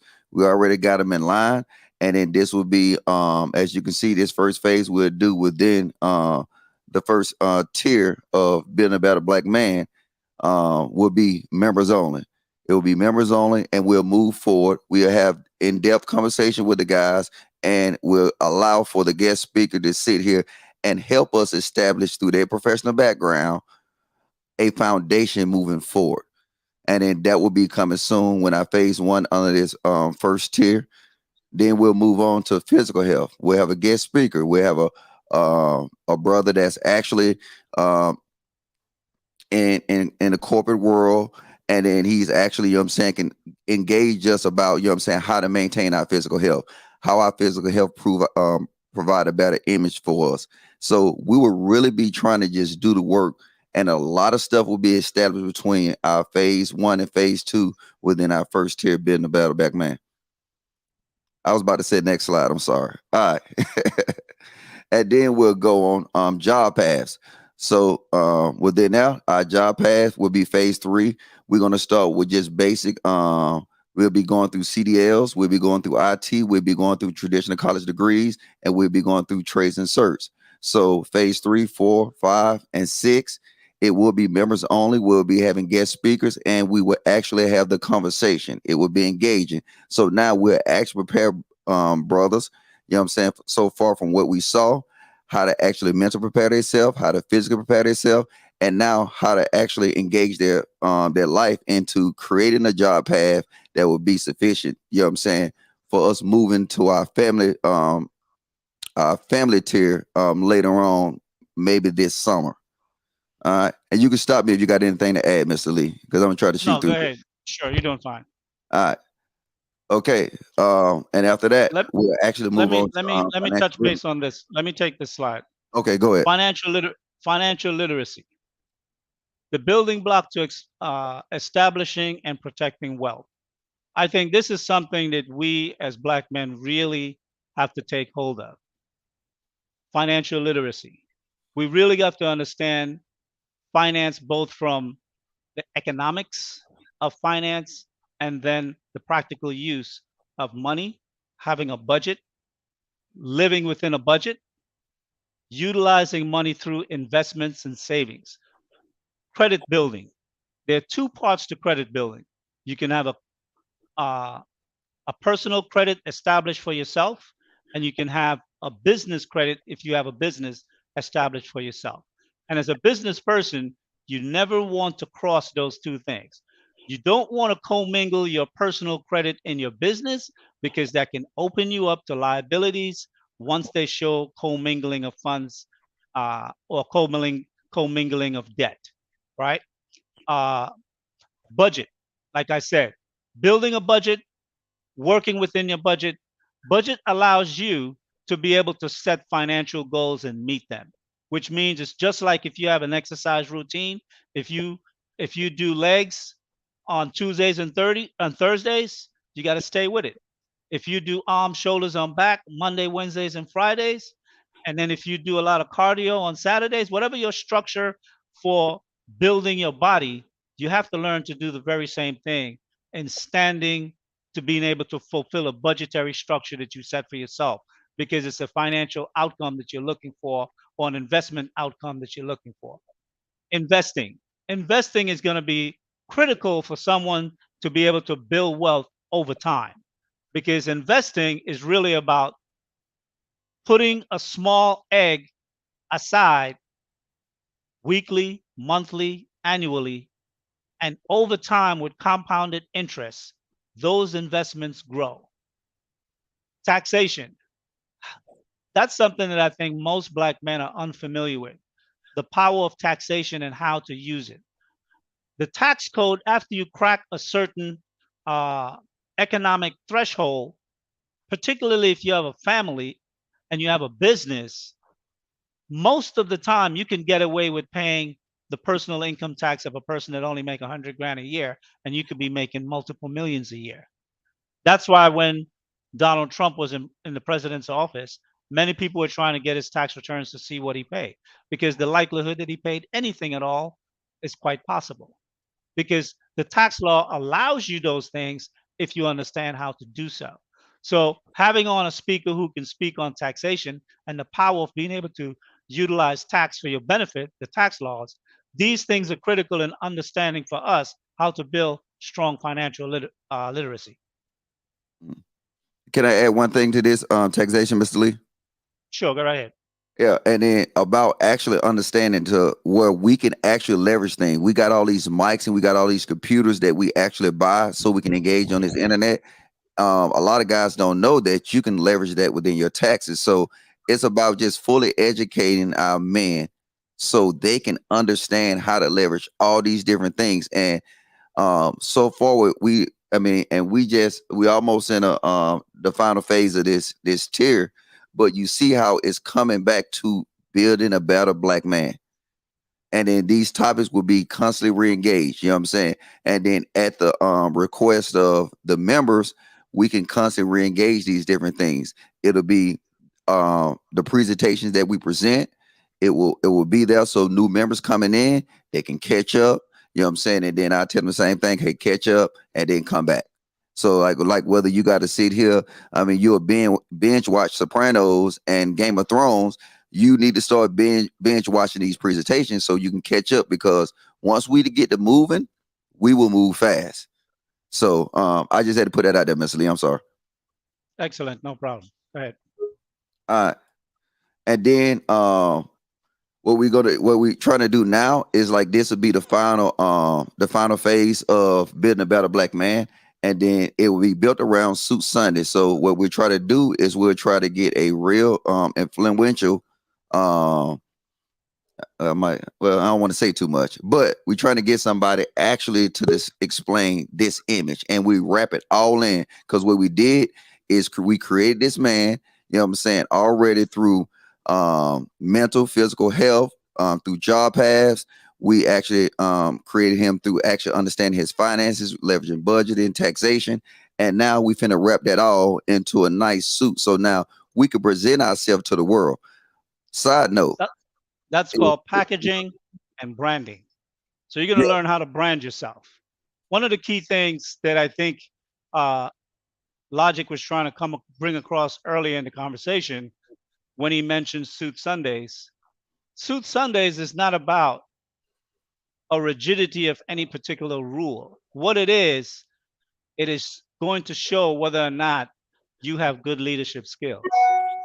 Because a good leader have to become a good follower before he can be recognized for position of leadership. And wearing a suit on Sunday, and technically, I mean, if you're home, you just have to put on a jacket and shirt. You could be wearing shorts or, sweats on the bottoms, whatever. The point is, as we start to craft the image and publicly put it out there, one of the things we want to have represented on this show is that men, particularly men who are either supporters as members or those who are pledged Black Alphas, and those who will come up on the panel. There will be a time where, for now, you could come up on the panel however you want. But if you're not in a suit and tie or shirt and tie, then you won't be allowed to come up on the panel after we start going forward, simply because we want to be able to project an image. And if you are rebellious for whatever reason, you don't have to change. Build a better you is the work you're going to have to do for yourself. Today, you might not see the value. It may take you 6 months. It may take you a year. It might take you 2 years. I don't know what it will take each individual to be able to recognize that they may need to make changes in their lives. We've all had encounters, I think, if you're over 35 years old, with crackheads. And one of the things you know about a crackhead, especially if he or she is in your family, is that you can't convince them to better their life until they have hit the absolute bottom and they're crying and begging out for help. They're probably in a hospital or in a jail cell somewhere. And once they recognize that, you know what, this is it, I can't keep doing this, that's when they're able to start rebuilding themselves, rebuilding their life, and in the future, rebuilding their image. I'm not accusing anyone or trying to slander anyone by saying the crackhead analogy, but I think it's something that most of us will be able to use as an allegorical reference to identify the meaning of what I'm trying to say. Change comes by one's own persuasion within themselves. It doesn't come from anything that someone else do on the outside. Next slide. All right, you cover this? Yeah, I'll cover this. Okay, the social and political engagement. That's going to deal with impact.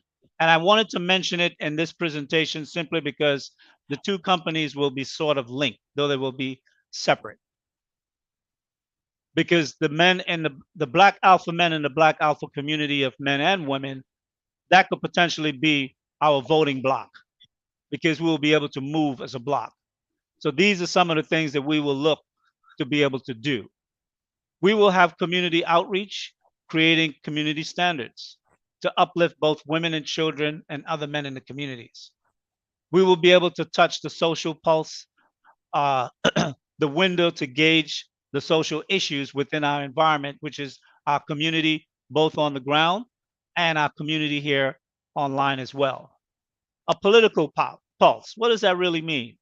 It's a window to gauge political issues within our environment and to sift the dialogue level of conversation that we have, and then to extract away from it the emotions, and then just utilize the pragmatic steps that we need to take as men and women that will be following these men to be able to gain both financial opportunities in our community or at large from the federal government, and more importantly, to have actual politicians who will represent our issues.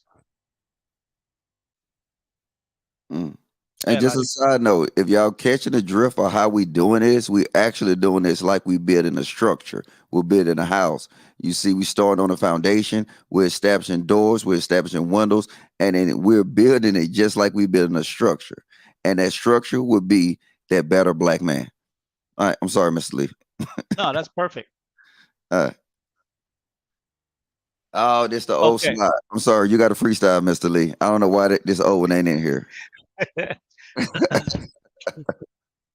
1 second. Give me a second. Well, one of the things that let me see. Did I make notes on that somewhere? Give me a second, guys. I made some changes to this particular slide, and I'm not sure where I put my notes at. Anyway, this slide actually is supposed to be a two-part slide. Personal protection. Personal protection really comes from two things. One of the things that we're always looking at is the physical aspect. We always look at how we confront and deal with violence. But is it possible for us to be able to deal with situation outside of violence, not dealing with physical confrontation all the time? Give me 1 second.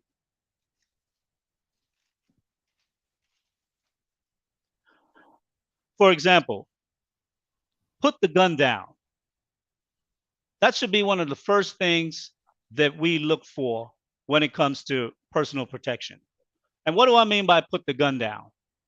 That we should not be so quick to be able to pull a weapon on one of our brothers to kill them, to take them off of this earth. Conflict resolution and training. Personal protection is going to have two parts to it. Conflict resolution and training, how to avoid conflict, walking away, and stop killing our geniuses, our inventors, and our future scientists. Are we as a people so ill-developed that we can't realize that when we kill 1,000 black men a year or more, just in street and neighborhood violence, that what we're doing is we are destroying the wealth of our community, the wealth of knowledge, the wealth in leadership, the wealth in business, the wealth in new technology development. These are the things that we're destroying in our community by the onslaught of violence that we perpetrate against one another. So one of the first things I want to be able to address with regard to personal protection is how we can first learn to manage and control ourselves, to think more actively in preventing violence before violence escalates. And if you have to take low and step back in a situation, doing so. One of the things I want to bring across. I'm sorry. Go ahead. The black man's mind is the future of the black nation. And that's one thing that we really have to develop and make strong, the black man's mind. The personal protection piece. You want to talk about that? The slide that's up? You take this one. Yes. I just want to add something to it because I think a lot of times we get ourselves put in situation and we don't understand how to escalate and de-escalate these issues. And then I will be taking a personal investment and I'll be investing personally into this portrait right here, by understanding my skill sets. And I mean, it's a key thing. It is not in a particular order, but understanding how, I mean, protection, unit avoidance, just being that aware man, knowing where I'm going, um, watching my moves. You know, I mean, and it's a lot. This will get in detail. This block right here, if Mr. Lee let me lead it, I would take this and lead this block. And I have a lot of professionals that actually have to go in-depth training before they even touch a weapon, because you got to understand that weapon. You got to do a lot of different things. And then, like Mr. Lee said, it's about protecting our black men at the end of the day. And then we know a lot of times conflict will arise, but it's how we maneuver around that situation that'll make us powerful. And let me add one other thing to this. You know, if anyone have taken martial arts and have risen to, brown belt, purple belt, or black belt, or first, second, and third degree black belts and so forth in your expertise, one of the basics of the training of martial arts, once you start to become deadly with your hands and your feet, is avoidance of confrontation, because you have other people at a disadvantage. You know how to break bones and how to kill with your hands. And when a man is lethal, he have to learn how to not, even if someone says something that may be insulting, he know it's better to walk away than confront that situation, because confronting that situation, if you beat him to embarrassment, he's now going to want to come back. And one of the things you learn when you're trained, especially once you reach black belt level, is that you break bones and you take people out so they can't come back. So we have to learn how to really use the mind. That's why jujitsu is such a good skill, because jujitsu use the physical body of your opponent against themselves. We need to learn jujitsu of mental tactics and become tacticians of mental jujitsu to disarm and dissuade violence between one another and each other. Go ahead. All right. I'll tackle this. Our primary goal for the first 12 months, we're looking with regard to BAG. We're looking to make sure we utilize 80% of all funds collected to go towards project events and activities. And there are three components to BAG. There's BAG Group, which is the image and consulting and marketing company. There's BAGorg.org, which, excuse me, which will be the organization where through the primary company, we will filter money through into the organizations on the ground, which means we'll be doing community outreach, which means we can actually do work ourselves on the ground, or other organizations who are actually doing work on the ground that we have noticed or take notice of, reviewed them, did our due diligence with regard to the projects and what they're getting done, sit down and have a meeting with them, and then utilize our funds to be able to help them build upon what it is that they're already doing. Initially, the operational expense should not exceed 20% of the funds collected. Projects, workshops, and we will be doing physical workshops on the ground, especially if this year the COVID restrictions get rolled back. Special training, social events, consultancies, research, and legal and government fees. We have to make sure that we are legally structured with the state and with the federal to make sure they don't step in and do something that can upset the functionality, of the company and all its other business as well. One of the things I want to say with regard to the structure and how things will be run, my background is really corporate business, and I see things in a top-down way, and I understand how management works, how use of funds is supposed to work,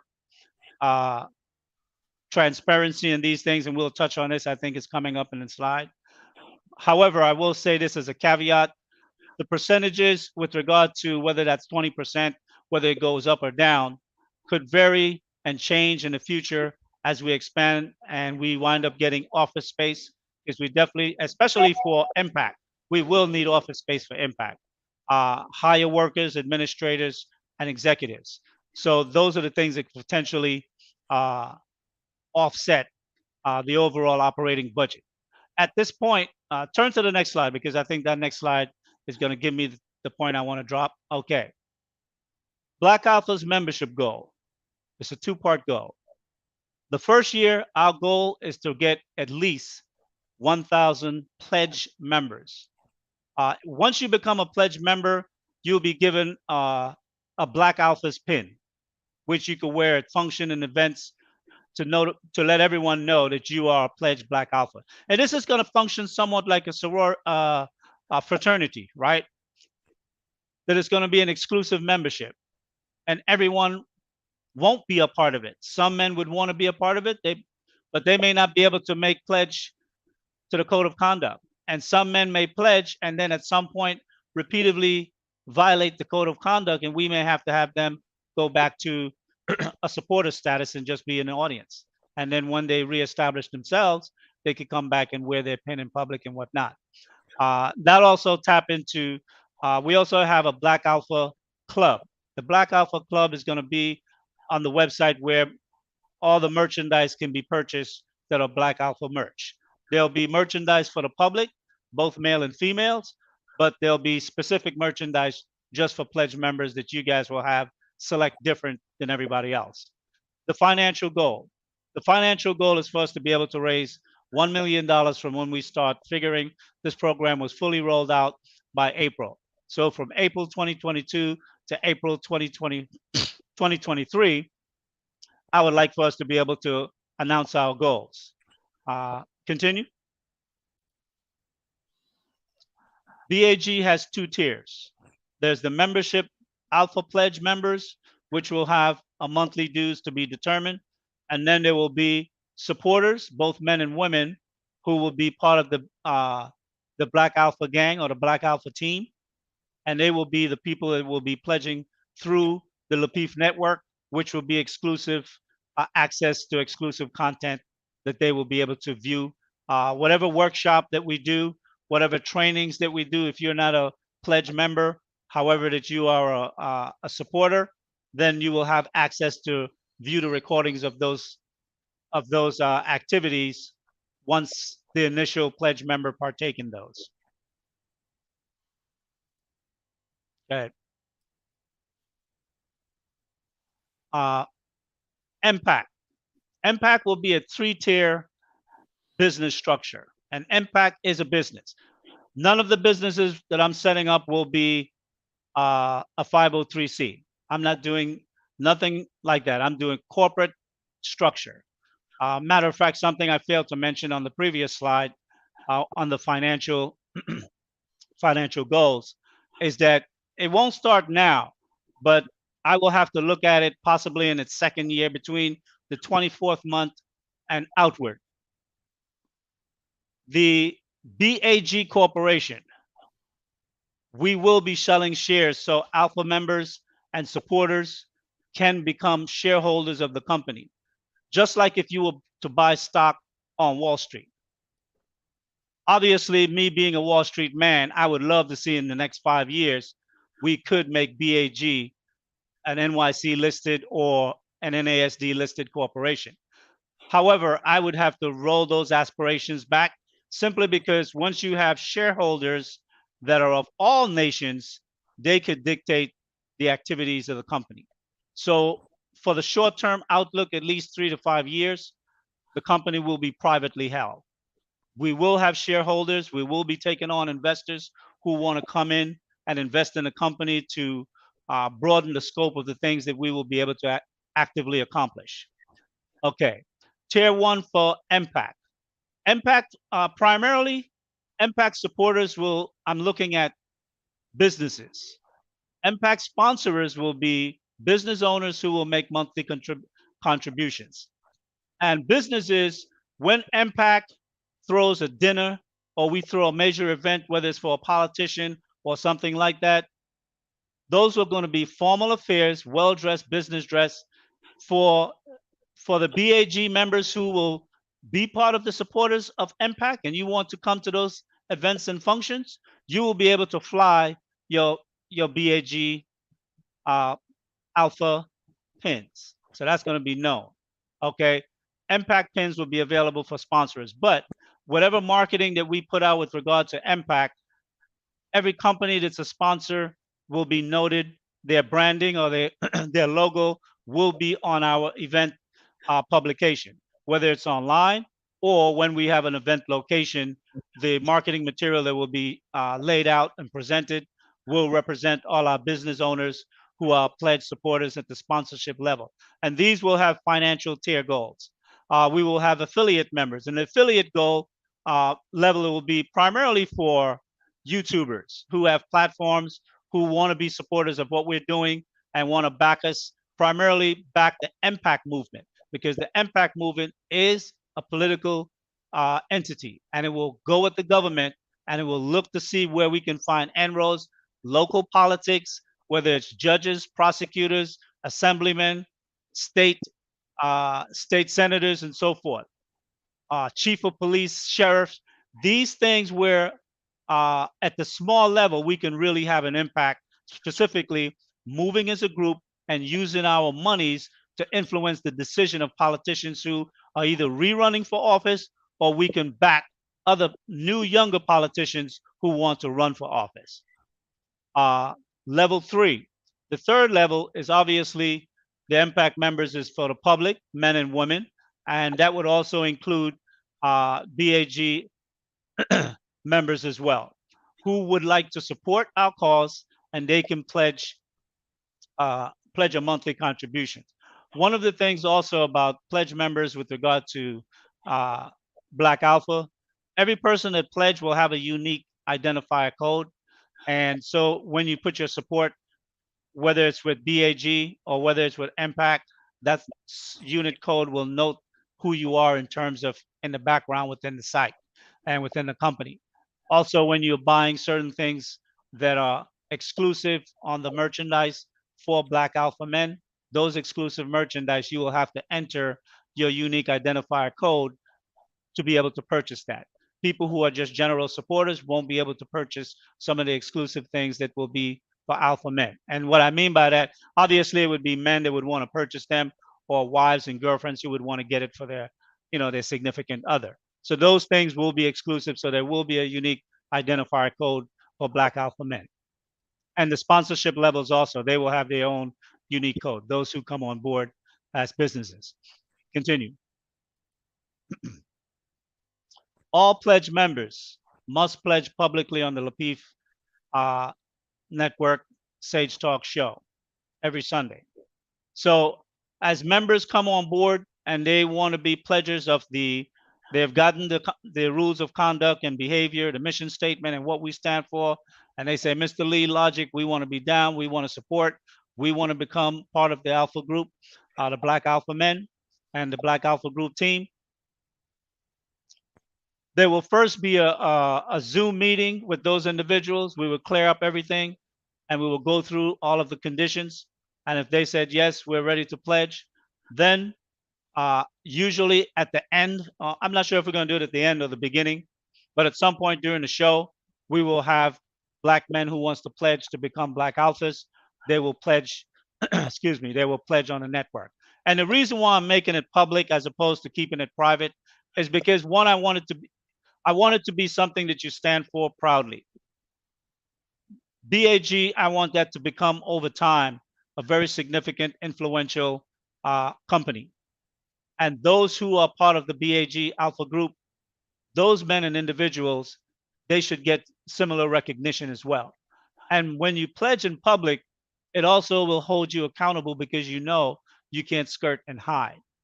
You're going to have women watching you. You're going to have other alpha men members watching you, and you're going to have men at large in the YouTube space, and maybe in your own personal life too. If you know people that's in your life that watch YouTube and in this sector, so that way they can help you become more accountable to yourself.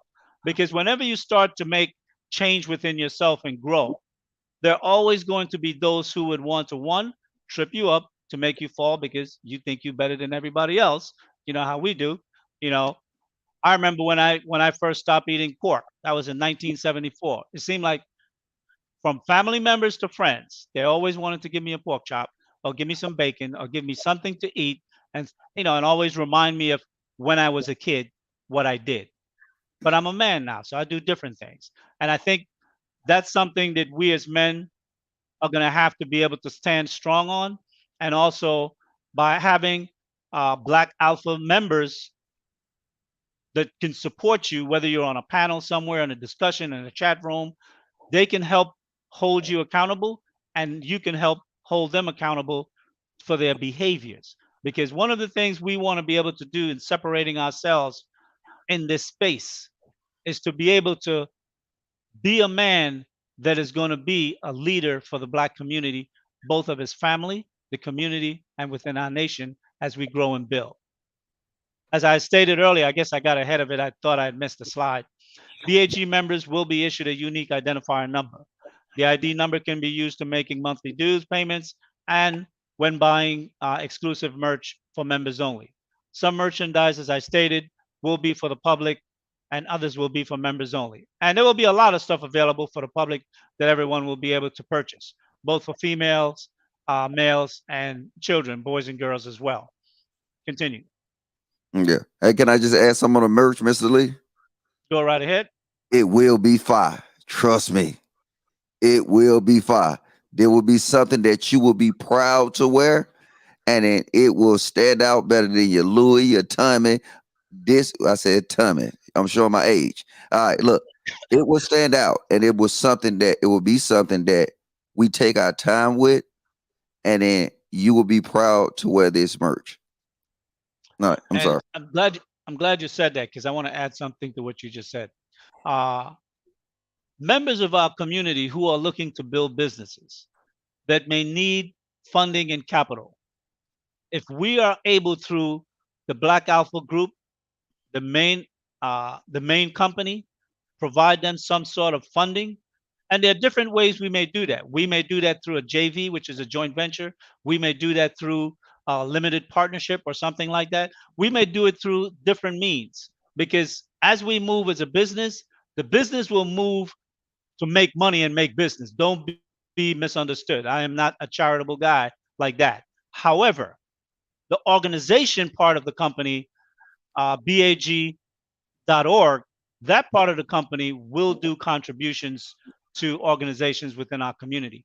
But we also want to be able to promote young business people, Black men and Black women, who will be building their business and need public advertising or whatever they might need, that we will have the expertise to be able to help them or the financial ability to be able to assist them. So that's something that we will definitely be focusing on. Right. Okay, representation. As we know, image is everything. You never get a second chance to make a first impression. And I think we have lost sight of that as men. And we have to understand that. Now, you see that pin on his lapel? That's what I'm talking about. Black alpha men will have a unique alpha pin on their lapel. They can wear it wherever they want, whenever they want, right? Just don't wear it to a gang fight, please. But wear it where you can represent yourself in a positive light. Now, I created a color scheme for the company, and I thought long and hard about this. It took me several weeks before I finalized the colors because I was messing around with different colors and seeing how things might look from a presentation standpoint. But I also wanted to have a meaning behind the colors that I was going to be selecting. And for BAG, I decided to make it red and black. And the reasoning behind it is the black will represent the darkness from which we are emerging, and the red will represent our blood that binds us together as a people. Impact, that company will be represented at a different level. And I chose white and red for that company because the white will represent our enlightenment, our awareness, our growth. And the red will represent our ancestors' blood that has been spilled in America. Because now we will use impact to have an impact in the Black community in the United States. And we will become a savvy, very contentful organization for white people or anybody else to deal with as we build and grow. And there will be expertise that we will have to hire. One of the things I will do in the future also, as I bring on top executives, particularly for impact, I will be using stock shares to get people on that is of significant talent that we may or may not be able to pay them the financial compensation that they want coming in the door, but we can back that up with as an investment into the company that they can cash out on in the future 5 years later and make a bundle that way. So from my business experience, being a Wall Street guy, being a finance guy, I'm using the skills that I know to be able to bring to this sector of YouTube to try to see how we can move and build and accomplish things as Black men, united, moving together, excuse me, acting on the things that are of interest to us, exclusive to the interest of others. We will be targeted in the things in which we go after. There are times when we may have alliances, cool. But if we have an alliance, the alliance is going to be to our benefit. Doesn't matter what.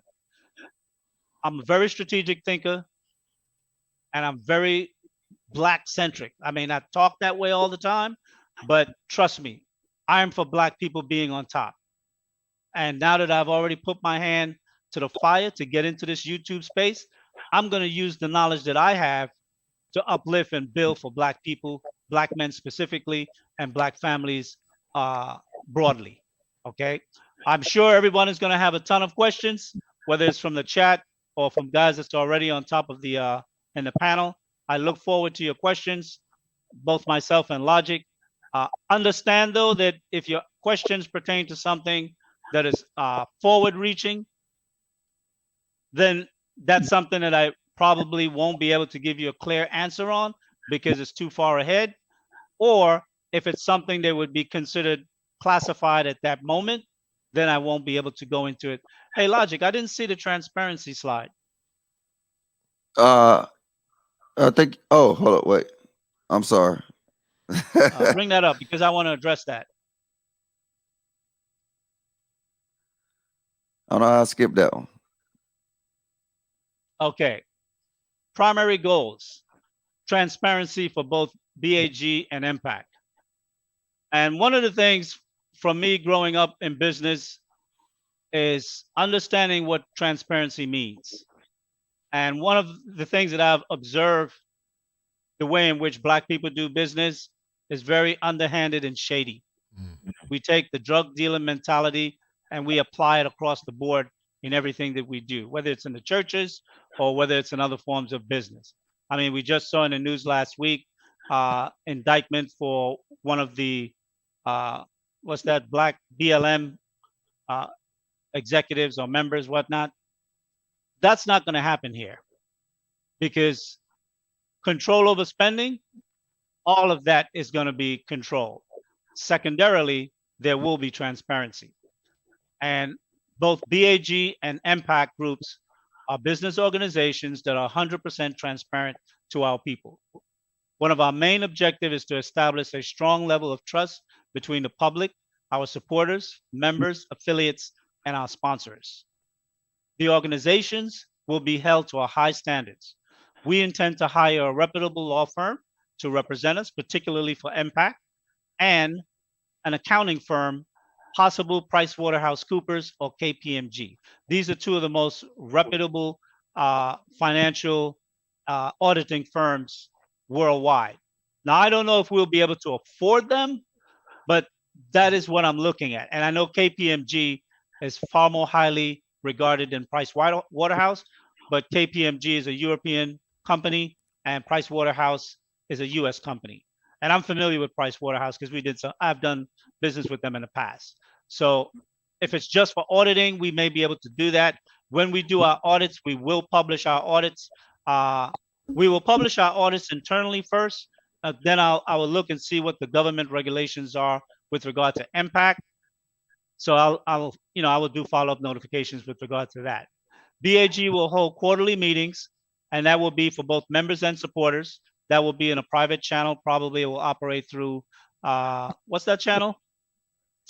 I can't remember the name. Patreon, probably through Patreon for specific supporters, so we can disclose our numbers and everything and show us what projects are in the works, what money has been spent, what we have so far, what we have raised, total expenditures, and what's in the kitty, right? So BAG will hold quarterly meetings with members and supporters to discuss issues relating to its use of funds and pending projects. Disclosures will include all completed and active projects in the works for supporters, members, affiliates, and sponsors. The Impact Group, a non-connected political action group, will only disclose financial statements on an annual basis, year ending, and most financial businesses report at the end of the year. So normally what we would do our accounting, we would get the auditing done for the end of year, December 31st. That will probably take place within the first 30 days of January, and then between somewhere in the first quarter, that will come out. So maybe in February, and obviously February is Black History Month, so that would be an appropriate time for us to come out. And more than likely, these numbers will be public for the public to see. So that would be both us and the public at large, right? I'm not gonna be trying to keep secretive with this, because this is really gonna be something that I want the major public within Black America to know what's going on with Impact and to become a major supporters of Impact. Can I add one side note, Mr. Lee? Go right ahead. I'm gonna address my sisters or my women. Hey, don't be discouraged. All you got to, if you sit back and you watch where we're moving, then once we get to our next tiers, y'all are already be prepared. You know what I'm saying? Because y'all, whatever we come up with, it should already align with the foundation that we initially started. So I just want to salute y'all. I see y'all supporting the chat. I see y'all engaging in the conversation, and I'm actually impressed. But just hold on. Y'all sisters is an important part, but we got to make sure that we have men that can withhold a certain standard that we can represent you guys, because we're a representation of you also. So just a side note. I'm sorry, Mr. Lee. No, that's fine. And I will say this, I am very masculine in my thinking, in my movements, and in my behavior. And people that know me in real life, they know who I am. Logic from time to time have to tap me on the shoulder and really make sure I speak up to represent the women. And the fact that I may not mention women out of my mouth, when I speak from the man perspective, I speak biblically as well, because that's how I do think. So women and children is always included. But I think Black men has been so absent from leadership and authority, both in the family and in our communities. When I came into the space, my purpose for coming into the space was to see what I can lend my hand to do to help Black men become the men that I know that we are and that we can be, and to really take the mantle of leadership in our own lives, in our families' lives, and broader into our community to uplift our community and make it better. And that's going to be a tough job. I know it's not going to be easy. And many a times, I'm sure Logic and I will have knockdown, drag out arguments and fight about different decisions and steps we will make, and other people who will become part of our advisory board and things like that to help us suss out the projects that we will do and do our due diligence to investigate certain organizations or even a professional that want to come up and represent to make a presentation to our audience. We want to make sure that they're clean. They have a clean background also, besides their professional expertise that they may have.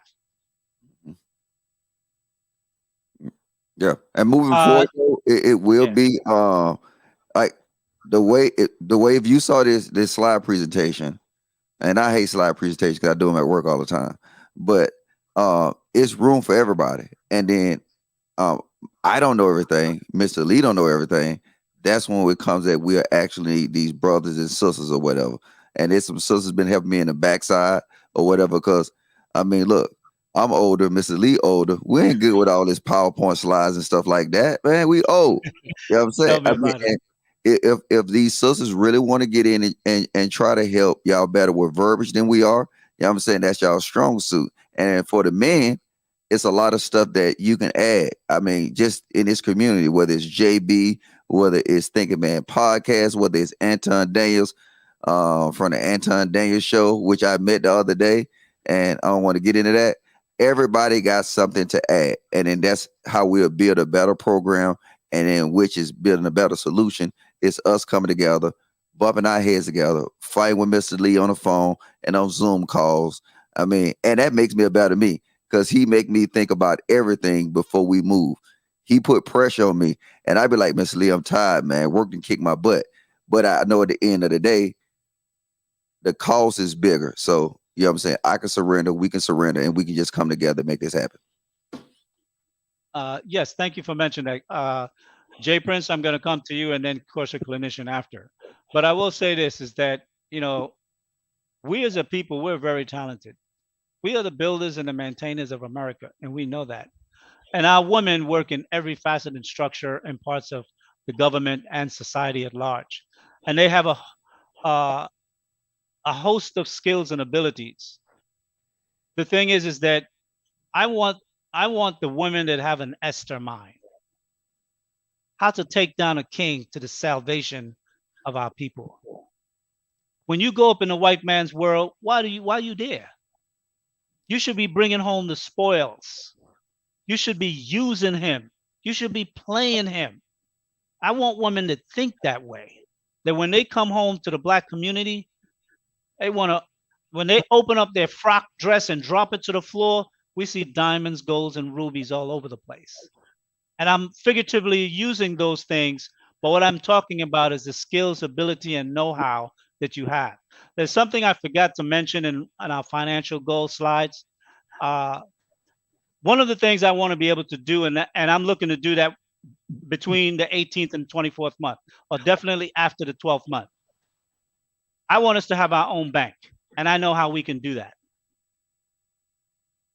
Credit unions are the way to have a private bank, not private banking like you would have at JP Morgan or at Chase, but a private bank where only members can participate in the banking of that institution. And purchasing a default credit union is cheap. And all we have to do is redraft the bylaws of that institution, rename it, and boom, we could be up and running in 90 days. And that is where we can use a lot of our women to work that institution, because most banking back office, with the exception of the manager or something like that, most of it is all females. So these will be opportunities where females that have college degrees and training, administrative capabilities, and financial products, understanding loans, amortization, all these things, we will be able to provide loans for our for our community. And we could do projects with the small business, the Small Business Administration through the Chambers of Commerce to get more projects and money. Because a lot of times the government allocate money for our group, but because either our politicians or our business people are not savvy enough to go after it, or they just go for themselves and they don't bring that knowledge to the community, a lot of people miss it, right? That's one of the things we will be doing. We will be bringing back the spoils to let our people know what's available, and then to strategically align ourselves to be able to go after these funds, whether it's through bidding on particular projects, especially if you have construction companies that need to access large construction projects, helping them to be able to make bids on different projects. We can help them from either the legal standpoint or from the political standpoint to leverage them to make sure that they're considered when their bids are submitted. Thank you for me taking all this time. Appreciate everyone for listening patiently. And this is what I've been working on. This is what I've been trying to do. There's several phases more to come. And I hope you guys, can see this project as something that is valuable and could be of value to our community and to each and one of us, and that you participate and that you give us our support. And know for a fact that there will be other YouTubers and brothers who will come after this project, because one of the things that we find as a people, we find to eat each other. I did a show a few weeks ago where I said we're cannibalistic.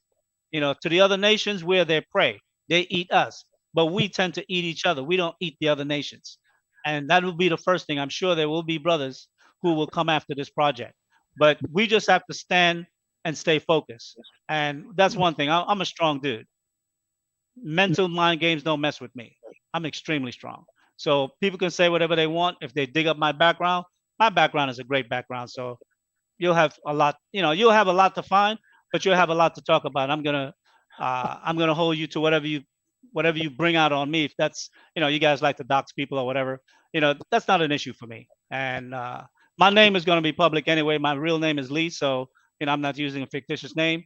And at some point, once the company gets up and running and financial documents start going out for reporting, when we start making disclosure, you'll know exactly who I am.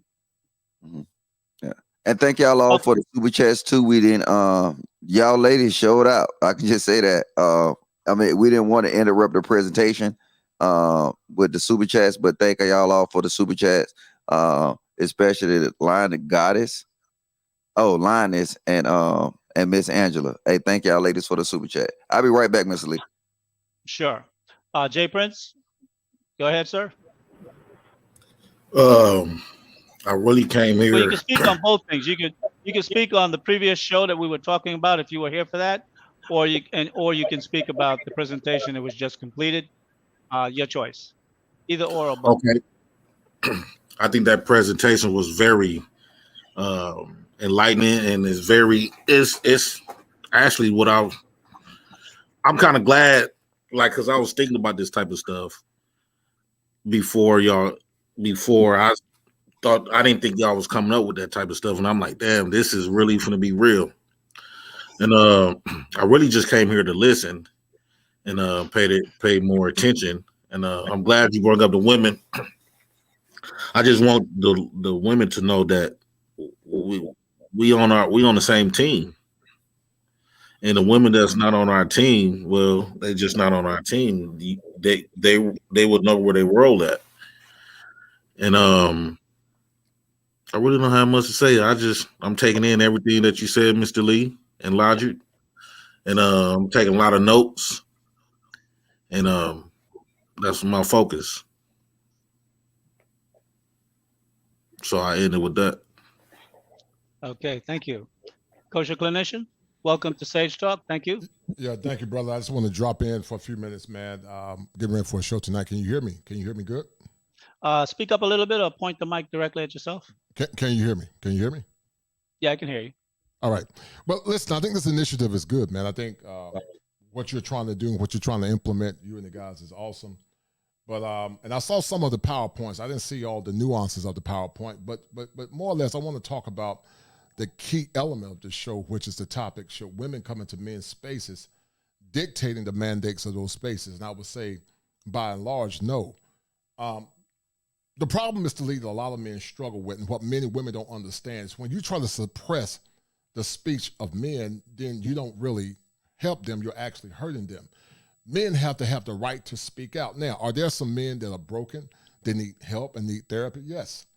But for years, black men have been getting this work. And, when men begin to speak now, we need women that are mature, women that understand where men, try to understand where men are coming from.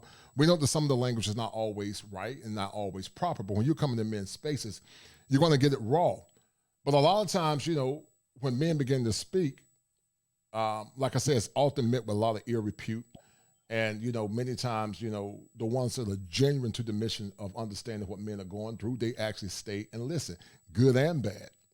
But to others, if they're not singing the songs of Zion or singing the things they want to hear as women, then they become very flummoxed with their feelings and they exit left or exit right. And you'll never grow. There are people that I don't agree with, but I don't unsubscribe from people I don't agree with. There are people that have different worldviews than me. I respect their worldview.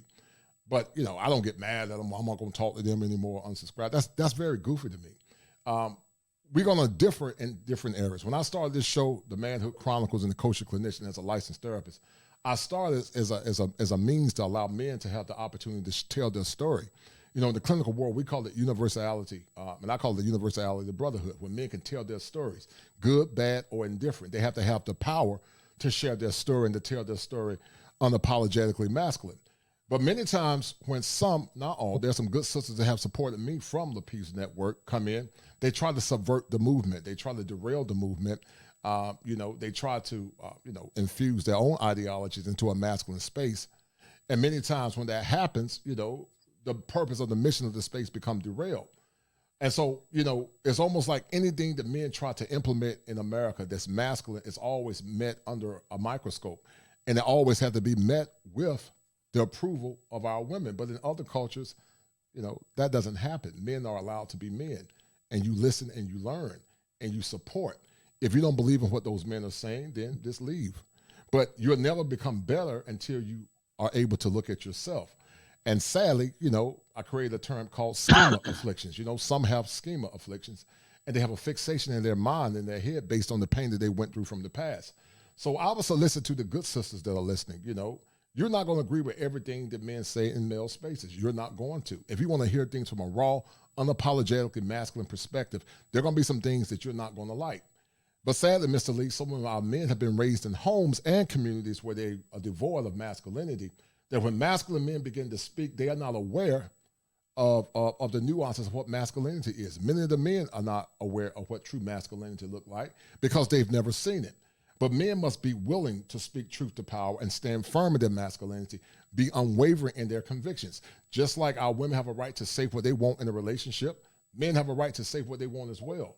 And so, you know, we got to get away from these very, what I call very limited concepts where men feel like they can't be themselves and they can't speak what they want to say in an unapologetic way. I know that sometimes when guys speak, it's not always kosher, it's not always right, but they do have the opportunity, they should have the opportunity to have free speech and say what they believe in and not feel like they're under a microscope or they got to be careful what they say because, you know, there's going to be a woman in a man's space and they're going to get offended. Well, why are you in a man's space then?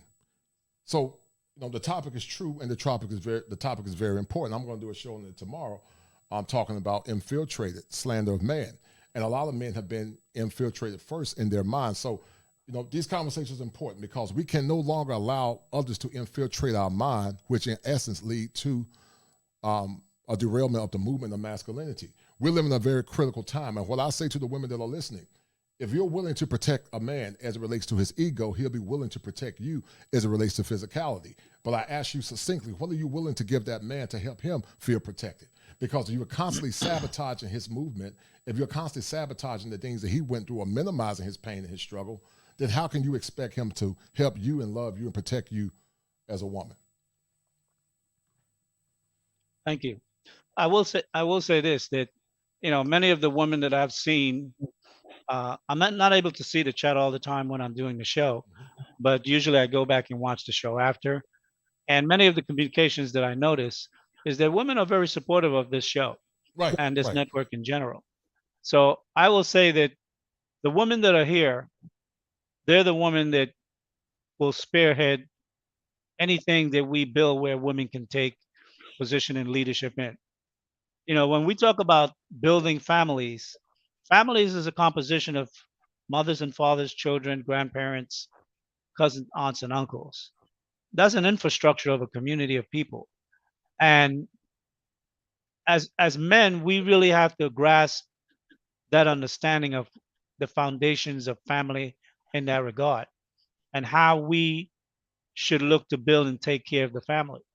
I think sometimes some women have had a different experience where they may not have seen or may not trust the actions of men, or may look at it as though, what is he up to?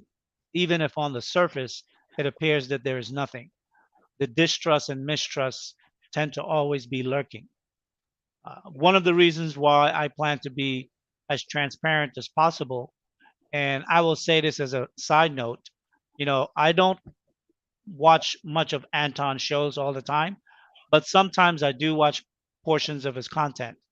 And I will say this, that I heard him speaking about transparency and some of the things that he was doing on his Patreon. And I was very impressed with that because it's a very similar way in which I think business ought to operate. And that is something that I have every intention of doing with these companies to instill the trust of the supporters, members, affiliates, and sponsors and all and the general public as we become to be known more. Because we as a people lack trust across the board with each other and with business and how we do business with each other. And if there's anything I will be able to do to help mend that situation and at least show an example outwardly, publicly, as to how that could be done. Obviously, as the company grow and start to make money, there will be those who will be pocket watching. But so what? That's what some people do. I'm not going to regard myself with that. But we're going to continue to build and grow. And women will be a vital part of the things that we do as we build. But understand this, Sage Talk is for building Black men. And to the degree where women actively participate, your voice is always welcome. Your questions and your comments are welcome. But as it pertains to the panel and the projection that I want to be able to display outwardly is men who are developing themselves, advancing themselves, growing, and where you can look back at Sage Talk from February, March, April, and then look at it a year later at those same months and see men how they have grown and advanced themselves in the community and for themselves as well. So I think when strong men begin to demonstrate leadership in the physical of their life and in the community that surrounds them, the women will take notice of that. Some women might feel confused, because leadership viewed for the first time could be disorienting and not everyone lead the same way. But leadership, when done right, can be not only successful, but to the advancement of not only the individual who leads, but many who follows. Well, I'll say this, and I'm gonna sign off real quick, guys. Thank you once again.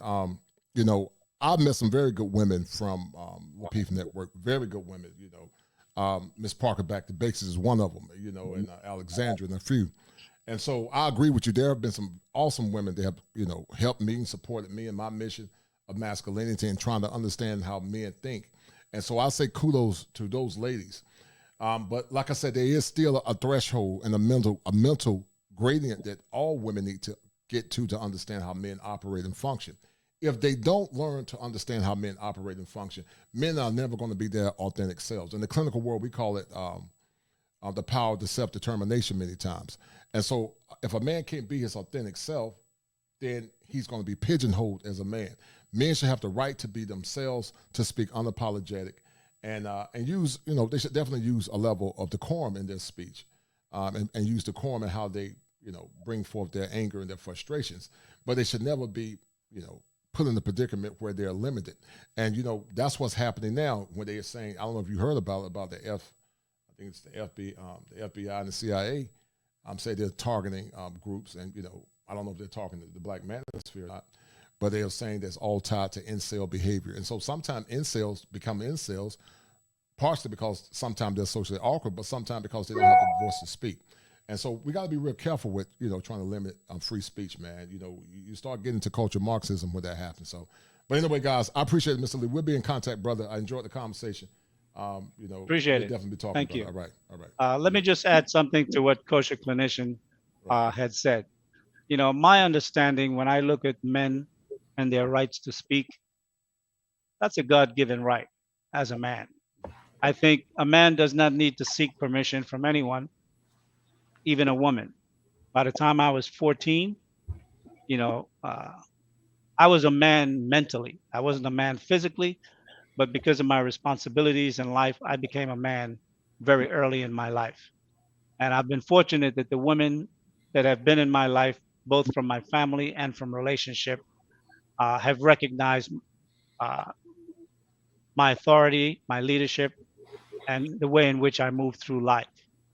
For men who may lack certain foundations and experience, becoming an alpha man will help you fill in the blanks where you may have uh, voids in your development, whether it's mental, physical, your thinking, how to do things that you don't know how to do, fears that you may have that you need to confront for inabilities, self-conscious doubt that you may harbor for whatever purposes.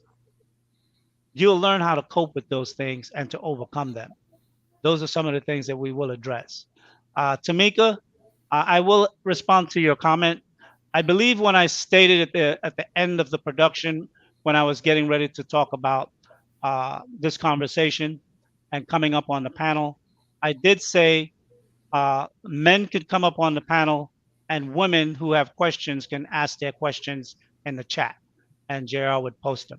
That's what I was speaking to. If there was some confusion in the way I articulated that, I stand corrected. I will make sure I be more concise in future commentary, when I make sentences or statements toward active participation. But Tamika, she's always had powerful questions and opinions, and I like that. But one of the things is that I don't want to have, I bear with the back and forth between men. I will not bear with the back and forth between women. I don't argue with women.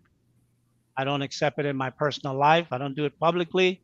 But when my wife in past and girlfriends, we disagree about something, we talk about it at home and not in a yelling and screaming crazy kind of way.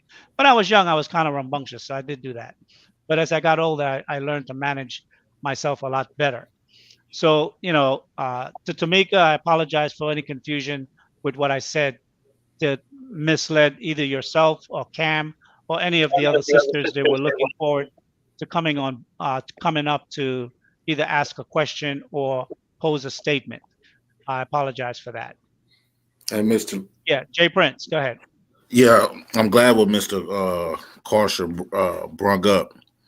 Build the thing when y'all say building a better black man, and what that looked like to me when it comes to our women is basically like holding ourselves accountable, like you said, not arguing with the women and stuff like that, which is all cool. My thing is this, when we talk about a black man's voice, if we say something that they don't really like, we get kind of shamed, not only from the women but a lot of men. And when we do see a discourse where the women disagree with this man, a lot of times what I have witnessed, hopefully we could change that. But a lot of times what I witness, women when they say hold this brother accountable, what I witness, these women really want y'all to really get real serious, like to the max of holding that man accountable. But on the flip side, when it comes to holding them accountable, we gotta treat them with kids' gloves. And that's something that a lot of men, you cannot tell a man, continue to tell us black men to be accountable, don't do this to women, don't do this to women, but yet you could actually witness a woman disrespecting a man. If you're gonna hold that man accountable, you need to be holding that woman also accountable, and also the women of their community. I mean, women in general. If women see this woman disrespecting a man, well, Jay, let me say something to you. So, coming up when the time comes, right? Women code of conduct moving forward would align with our code of conduct. So it will play out perfectly, okay. and then you will see a lot of the problems that we normally have. It will no, but I'm definitely with you, right? I'm with exactly what you're saying. But we establish our code of conduct. That's why I like that we hold each other accountable when we see each other on the streets. So our code of conduct would establish what the women code of conduct would be, and it will align exactly. It will be perfect. So I'm with you. I think you hit the nail on the head. Then that's no fair. That conversation when it comes. I will say this, 1 second, Practical, before I bring you up. One thing I will say with regard to what Jay Prince was saying, and Kosher Clinician, as a man, you have to have what's called mental dexterity and mental fortitude. You have to be mentally flexible to, how can I say, not allow certain offenses to emotionally trigger you. And you have to have mental fortitude to be able to walk through the fire of what Jay Prince was saying, when women may, especially women in your family, particularly, I'm not talking about strangers, but women that you know, whether in relationships or your family, say or do things to irritate you. Because sometimes a woman will say the very thing that they know irritates you the most to get under your skin. And you have to develop the fortitude within yourself to not allow that weakness that's in you for her to be able to do it and manipulate you. Because once you move off your square, she got you. It's like a grappling move. Once they flip you and get you the right way, you're done. They're gonna lock you and they're gonna take control. So, and once they know they have an inroad into being able to destabilize you, they will do it at will. So it's all about building yourself up. And many times black men know how to build their bodies up, but they don't know how to build their mind up and their emotion up. And that's part of building you as a better man also, to be able to not have people manipulate you mentally to cause you to react emotionally, which can put you into confrontations that can cost you. For example, the baby, month ago, 3 weeks ago, however long that was, got into an altercation, filmed it with his baby mama's brother. Whether he win or lose, he's gonna kick up some dough. And once you become an alpha man, once you become that man or on the path to being that man, guess what happens? You now become a valuable man in your life, in your family's life, and in your community, that you have something to lose. You can't allow people to manipulate you to cause you to wind up paying some fool. So you have to be able to think past the action or the reaction and what it might cost you. It might be satisfying to punch him in the face, but if you're worth $1 billion or $100 million, that punch is going to cost you $1 million, $2, $3 million.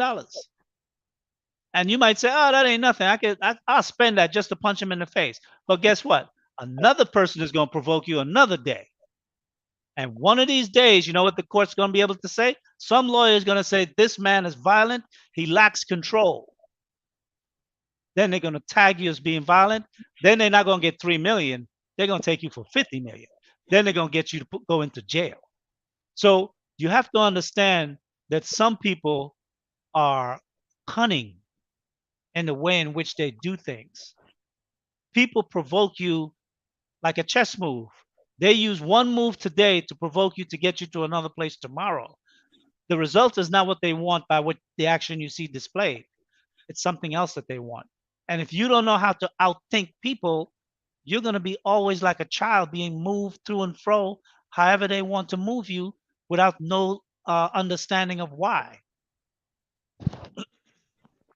Gaddafi, go right ahead, sir. Welcome to the conversation.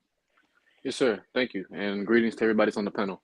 I remember somebody was discussing something along the lines of we need a leader, right?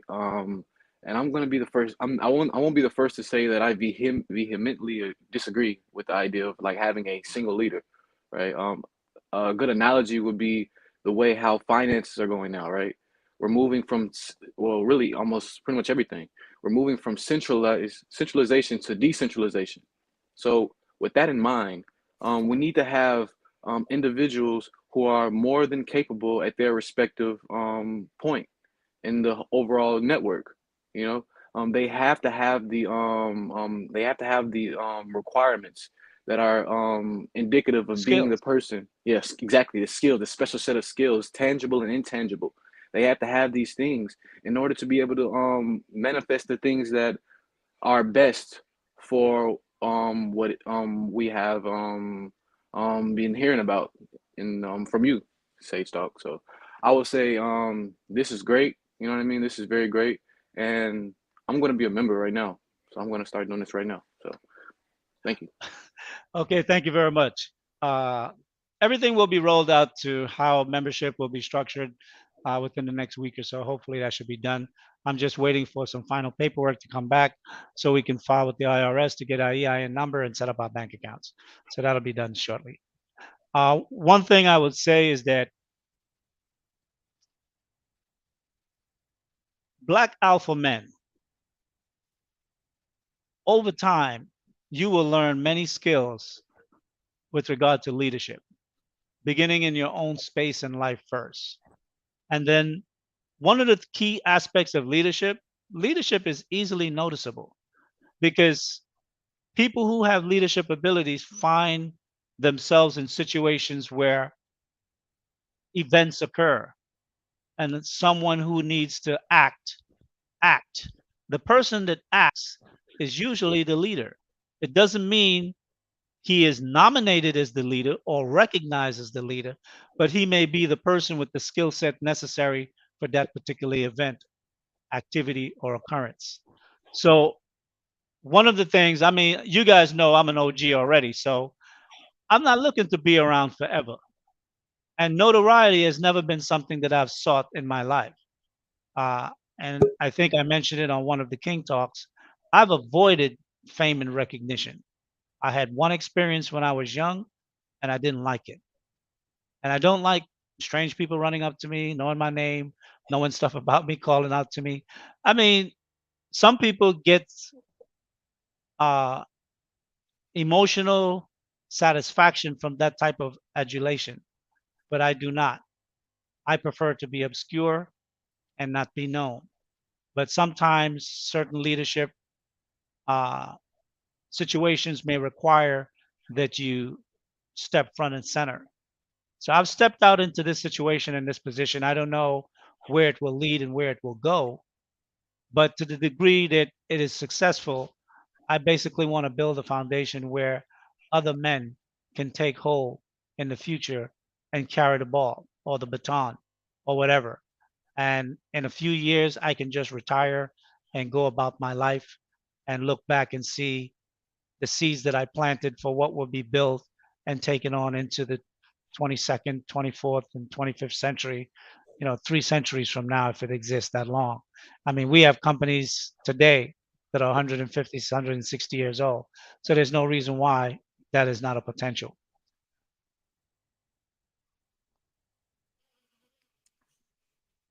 JR, does any of the ladies or anyone have a question? I saw Cam had came up a couple of times. Does Cam have a question that she wanted to address?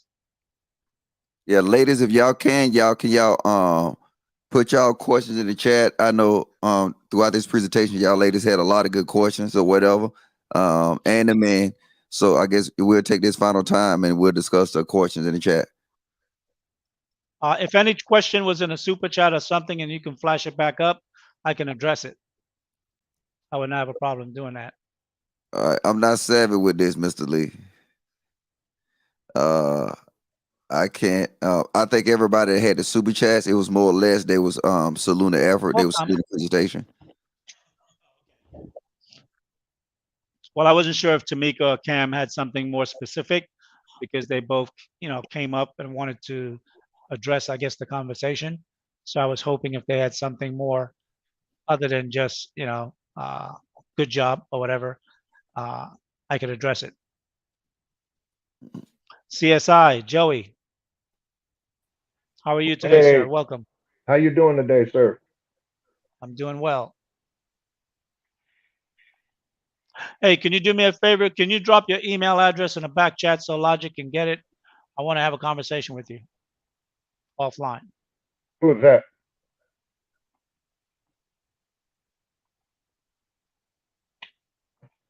Joey? Oh, you talking to me? I'm sorry, boss. Yes, Man, not I've a been problem. Yes, I was I've been speaking with trying to you. practice listening more than speaking. Okay. Yeah, I will definitely drop my My stuff in the back chat. Not a problem, boss. I can do that Okay, after we get through holding the conversation. sure. Did you have a comment you wanted to raise with regard to either the presentation or the topic of the show? Should women be making the rules for the manosphere, particularly Black manosphere? No. Uh, and when I say no, I don't say no. I don't have a comment. I mean no. The Black Manosphere is like the next barbershop, right? You know, we get to sit back. We can chew the fat and spit out what we don't want to and hold a conversation. And I'm not saying that they can't participate, but they shouldn't be dictating the rules. I'm sorry, say that last part again. I didn't quite hear you. I'm sorry. What I said was is that it's okay if they participate in the Black Manosphere. What I'm saying is they should not be creating the rules. If you want to come in, fine. Hold whatever conversation we hold, no matter what we're talking about. But still, for a better understanding, allow us to speak among ourselves, men. That's why I said it's a brand new, like the barbershop thing, where you sit back and you start talking about everything and it just goes crazy and everybody laughing and having fun.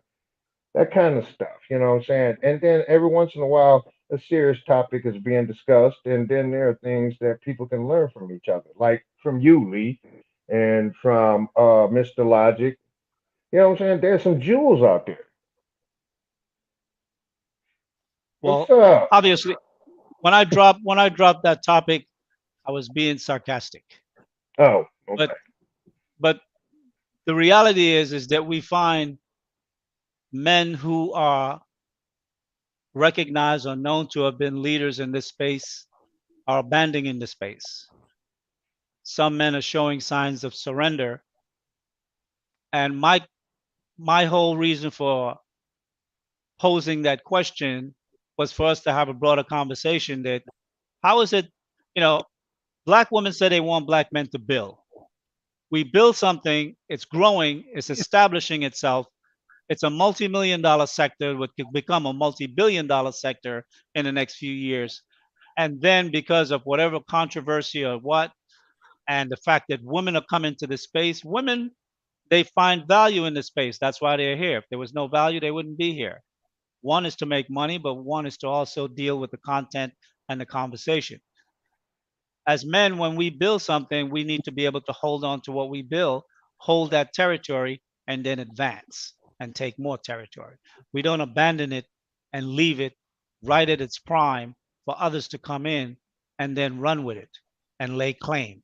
And I just think that as men, if we are going to be leaders, Black men particularly, instead of saying the woman won't let you lead, I've never had to use that word in my life. I've only heard it on the internet. I've never encountered a situation where I had problems leading a woman, any woman, in any environment, business, personal, professional, social, anywhere, and getting permission from a woman. No, just my No, tone of voice and my look, they know. I But I agree. think some men are very emotional and they don't know what authority is and what leadership is. And the minute they get challenged or pushed back, some men fold. Yeah, like And origami. leadership only is measured by those who can stand in the face of adversity and overcome it. That's real leadership. To address Tamika's question, my fear is that women being left unattended will lead us back into the same situation that we're in right now. What I would say is that the women that will be in this space supporting and following along, there will be marching orders that you will get and pick up on and changes as things grow. However, before the interior designer could come in and put where the furniture will go, where the pictures will go, where the vase will go, where how the house will look when it's finished. First, we must lay the foundation, we must lay the studs, we must put the roof on the building, we must put up the inner walls. And that is what we're doing first to the Black men. There will be mission critical that you guys will be able to participate in when necessary. But right now, there's going to also a learning process that you're going to have to uh, retrain yourself. One, in observing the growth of men becoming leaders and those who are established leaders, and then deal with the psychology of your own self to submit yourself onto that. That's stage one.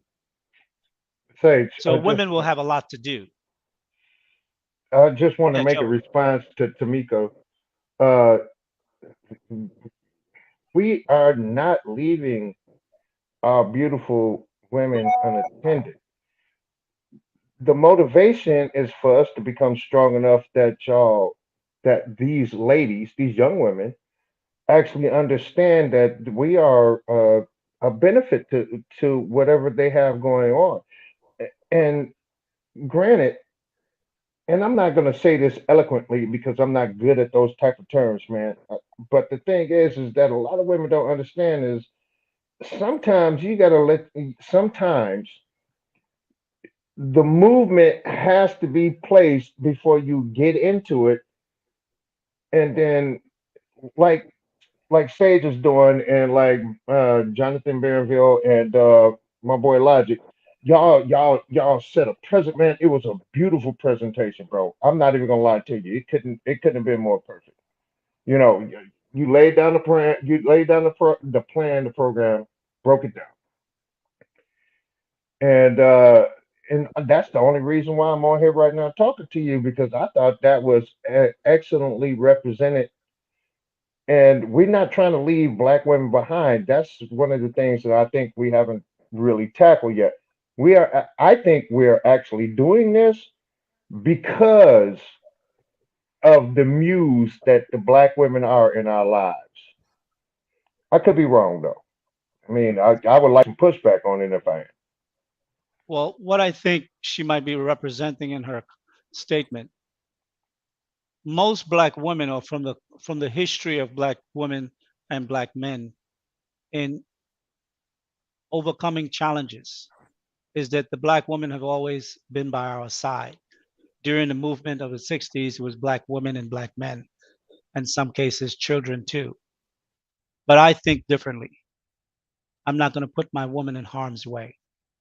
I will pave the path, and then my family, my wife, and children will come. And that's something that the women that will be part of the Black Alpha team will have to learn how to deal with and occupy themselves in ways to add to the black men that they're following and being a part of. And you won't find yourself idle because there will be so much to do that you will be pretty busy. I can't see your name, the young brother with the braids. And then after that, JB, you can have the floor. Hey, what's going on? Can y'all hear me? Yeah, I can hear you. All right, yeah. So I kind of caught the tail end, but I'm seeing Black Alphas Group, and that's a cool name. But I think a lot of the names, labels, and things that we're ascribing to, we have to kind of get away from calling ourselves the N-word. And black is the same as Negro, is the same as the N-word. And so we got to get away from these, abstract titles and labels and prima facie identity. And we have to get more into our actual nationality and start making Okay. changes that will stick. One second. I guess you missed that part of the show earlier where I had that conversation. This is not a nationality show. We're not going to be getting into that discussion here. We're not going to be talking about religion. We're not going to be talking about the Bible. That is not this show. There are other shows for that. If you want to tune in, you're welcome to go. I'm not This speaking about show the is about Bible. one moment. This show is about building black men.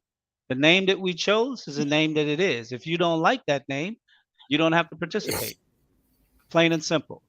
And what you should do is go back and watch the show from the beginning, the first part of the conversation, and then the full presentation, and then come back and we can have that conversation. Because right now you're disadvantaged.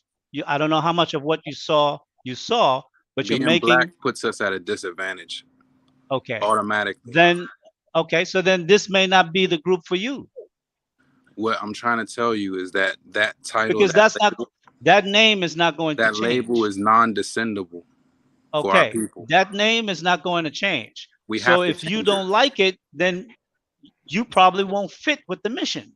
Or start your own group. Right. What I'm Hey, E, saying is, are you trolling us, E? being colored people, being blacks, Negroes, whatever you want to call it. That's what I'm Hey, saying. Esco, brother, this conversation is done. Serious. Bro, and look, Negativity. This is not the day It's for not negativity. negativity. It's If about you can't building on a foundation. add something to the conversation, then you're wasting our time. What I'm saying is, Because if that we're name is not going to change. Look, I And told you if you have conversation a is done. difference It's done, with bro. the foundation of what we're setting up, then this is not for you. Like I said, I ain't trying to change you. all right. I'm not listen. Right? I'm not trying to change anything. Thank you very What much. I'm trying to say is, if you don't start with a foundation of knowledge, right, then just you're drop it, building bro. upon ignorance. Wait. Just drop it. Just drop it. The name ain't changing. JB, hold on, one minute, JB. Esco, JR, can you excuse this gentleman so we can move on with the yeah. conversation? So, I want to keep today's conversation as positive as possible, and this does not add value to the conversation. If you want to stay on the chat and you can sit back and enjoy the rest of the show, I'd appreciate it. And maybe you'll JB? learn something. all right. Okay, he removed himself. So look, JR don't like, and Mr. Lee, we don't like to kick people off the panel.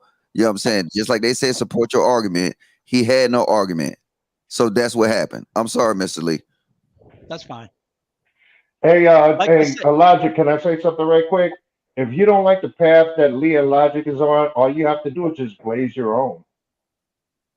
That's Well, it. not necessarily. Like I think people can have pushback because this is unproductive for pushback. You know what I'm saying? Like right.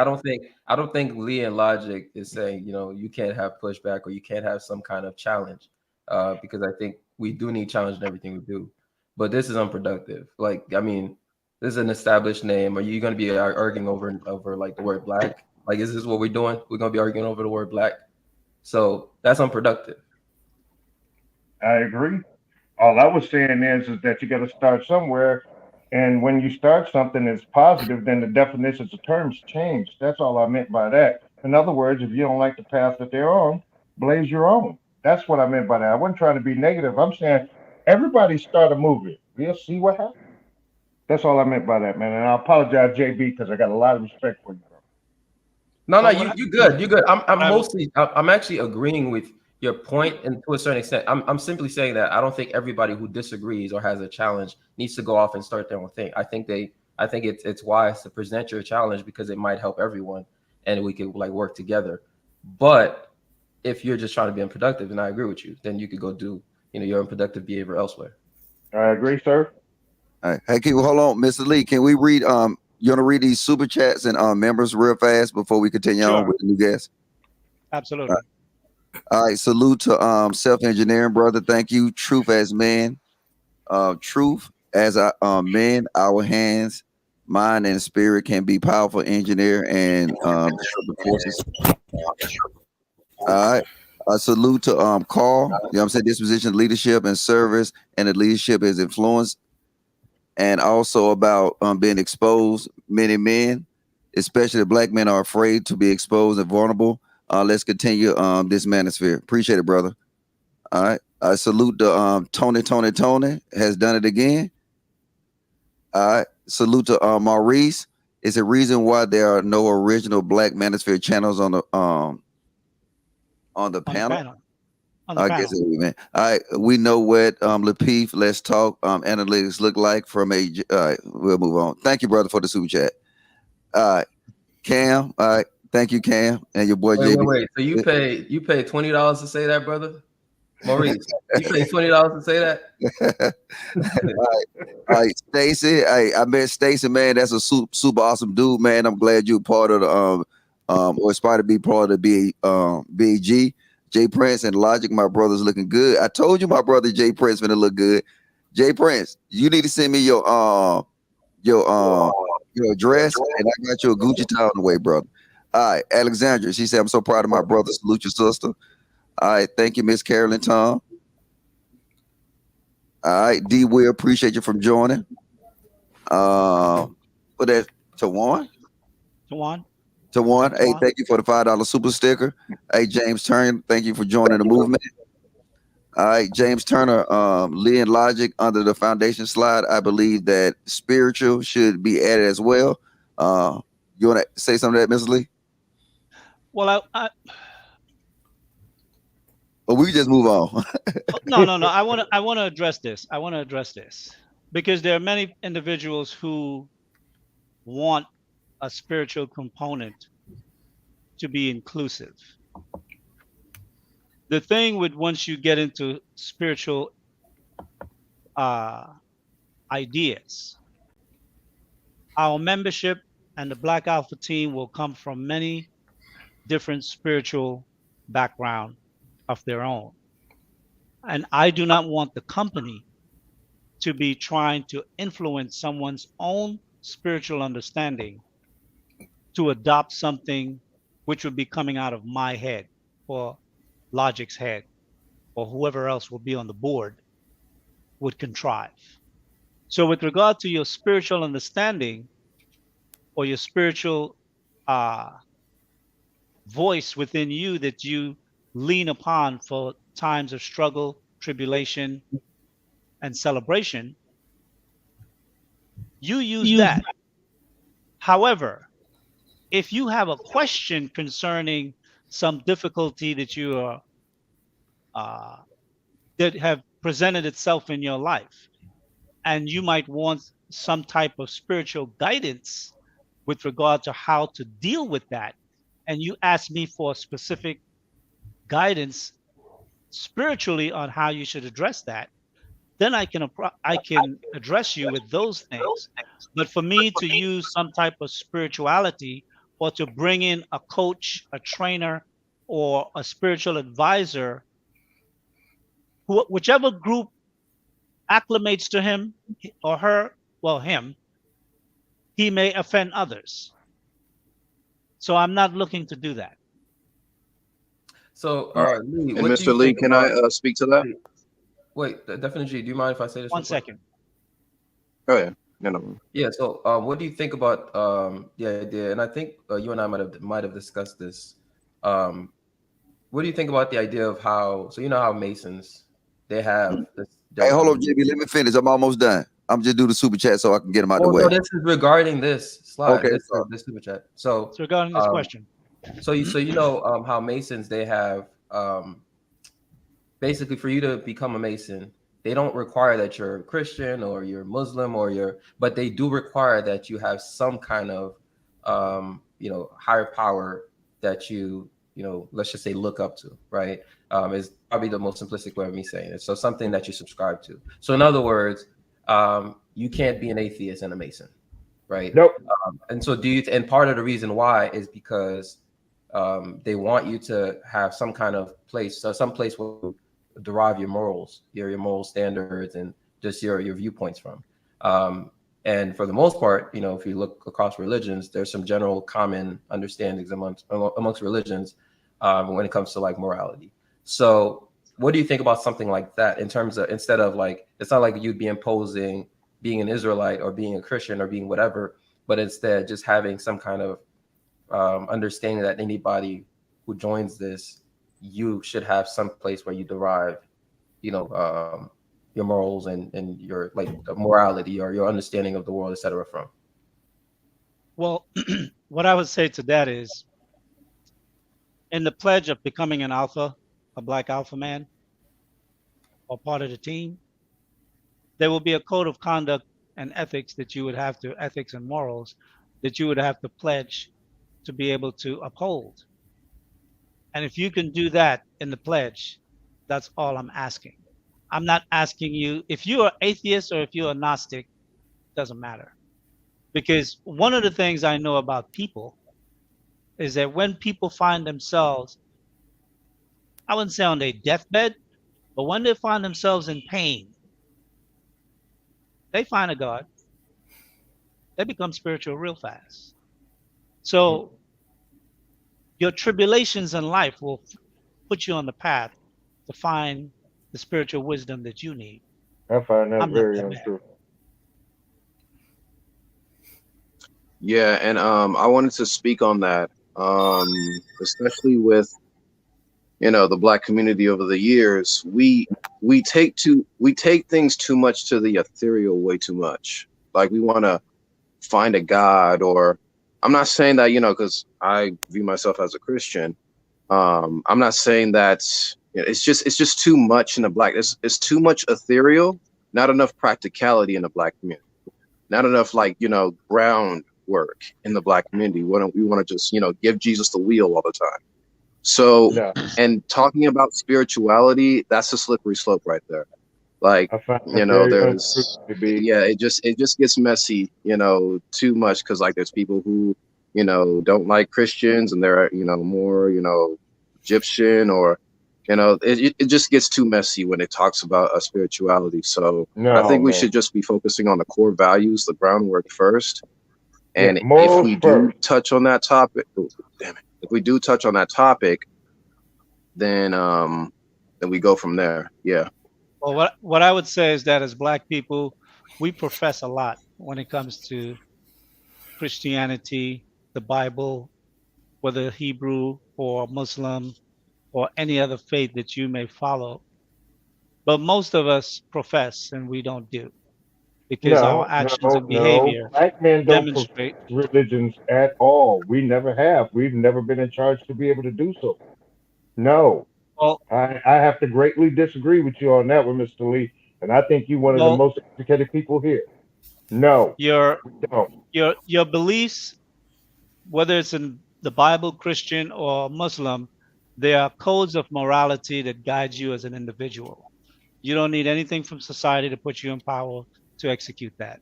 And you don't need anything from the book to make sure that you're a moral person. You know what's good and what's bad. And No, I you mean, don't. No, you don't. I, No, you no, don't. hold on. When you have children, yes, you do. No, because there are men who abuse their children. Mm-hmm. You know what? I'll leave it alone then, brother, because I didn't get that Thank you very feeling. And much. hold on, and let me tell you something. The entire time that I spent in the military, this is one thing I did find out about myself.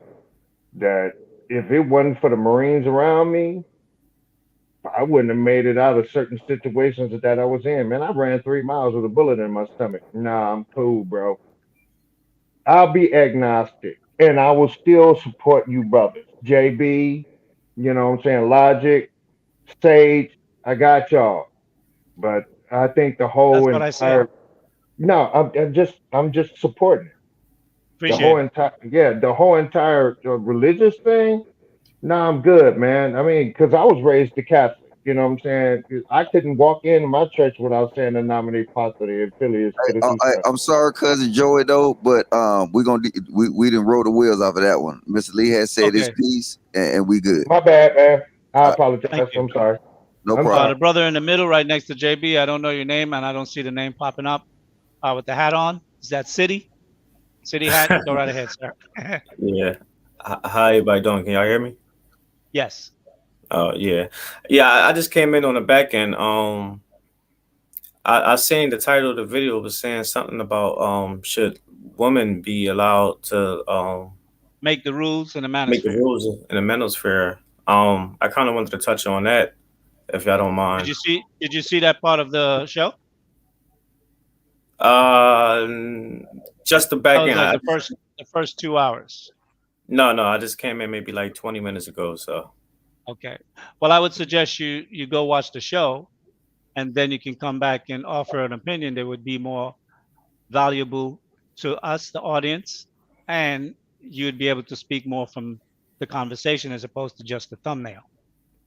well, I can do that, but I mean, from what I gathered, I really don't personally. I don't think that they should be allowed to come in from my point of view. I mean, as far as like making rules as well. Anyway, like I don't mind females coming in like type of groups that we do, but kind of like my man with the CSI shirt on, he was saying that it's like a barbershop, and I think these conversations that we're having in this space is beneficial, and that's the reason why like the females are trying to come over here. I heard someone say that they see value in it. One for like generational, like as far as wealth is concerned, but also the value. Opportunity. Yeah, right. So I think that the females coming over here will kind of change the path that this thing is going. I've been saying for the past year that the manosphere will go mainstream sooner or later. It seems like it's going that way now, like thanks to like people like the Lapeef channel, like Kevin Samuels, like so many others. And I think a lot of females are looking at this as a segue to stump their own point into the conversation. Now, sometimes I see that it's like 50-50 with some females, because you got some who kind of want these conversations to just happen, because realistically, a lot of people are saying that like men, we're not marrying no more. Like the rate that we're being unwed is like real high. And a lot of females who still got some type of morals, some type of like ground foundation, they want that. So they see it like how this stock culture, you want to call it, like taking over and everything. And they want to do that. But then you got the other people who kind of like the power. So I don't know, it's kind of like a 50-50 type of thing as far as with some of the females. But my honest opinion, I really don't think that they should come in and dictate anything. They can have a seat, but they shouldn't be allowed to sit down. I mean, and make rules. Okay, well taken.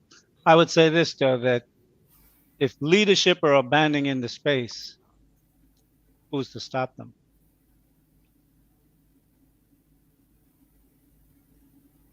And that's really a statement with regard to a bigger conversation that's in the manosphere that's been going on for the past week. So maybe you're aware, maybe you're not aware of that. But I would say go back and look at the beginning part of the show as well. The first 2 hours dealt with that question. The question was put forth to really challenge men and for us to focus and to see whether or not, you know, are we prepared to continue to build in the spaces that we have established? Are we prepared to protect what we've built and advance it?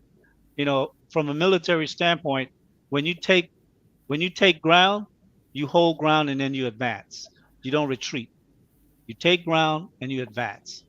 And the Black Manosphere is an established community that Black men has built. But then some men are abandoning the community because of controversy or challenge or particular adversity, or even just dealing with the women. And leadership comes from you being able to stand up and show your abilities when the time comes. See, talking about leadership, everybody can talk a good game, but not everybody can do. And I think over time in this space, we will see who are leaders, men that are capable of leading, or men who will just advocate and say, you know what? Let somebody else do it. And guess what? Just like how we, for whatever reason, whether it was drugs, selling or using, crime, the crime bill, whatever it was that created the vacuum in our community that allowed our women to fill that vacuum using the feminist ideologies and the movement behind that to take control. And we sat back and did nothing.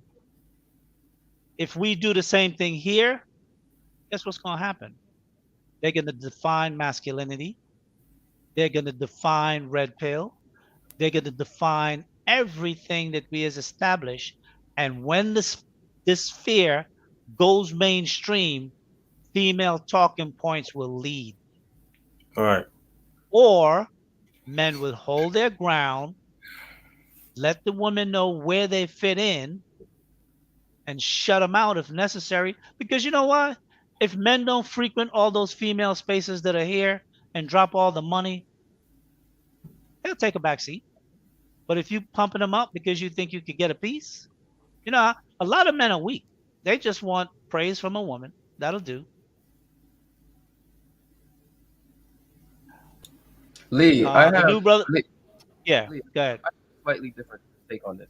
Maybe it's actually not that different, but because I know you remember months ago when there was this whole 3 or 4s are winning kind of conversation in the manosphere, right? And part of the reason this conversation was, because a lot of people were having this conversation was because you have a lot of women who are coming into the space, and they are sharing the same talking points that the men are, right? And so a lot of people are like, okay, they might be chameleons, they might be this, they might be that. Can we really trust them? Do we really want women to be, even if they're saying share our same talking points, do we want them? And my take has been looking at it from a purely strategic, like even almost business perspective, where it's like, at the end of the day, if they're pushing our agenda, why concern yourself with whether they're female or not?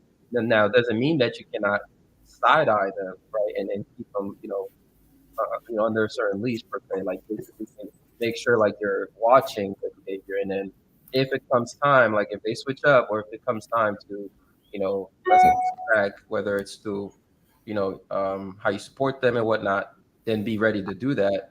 But just the idea of women cannot be in this space or cannot do this, I was getting a lot of pushback on this months ago when that whole 3 or 4s are winning conversation was going on.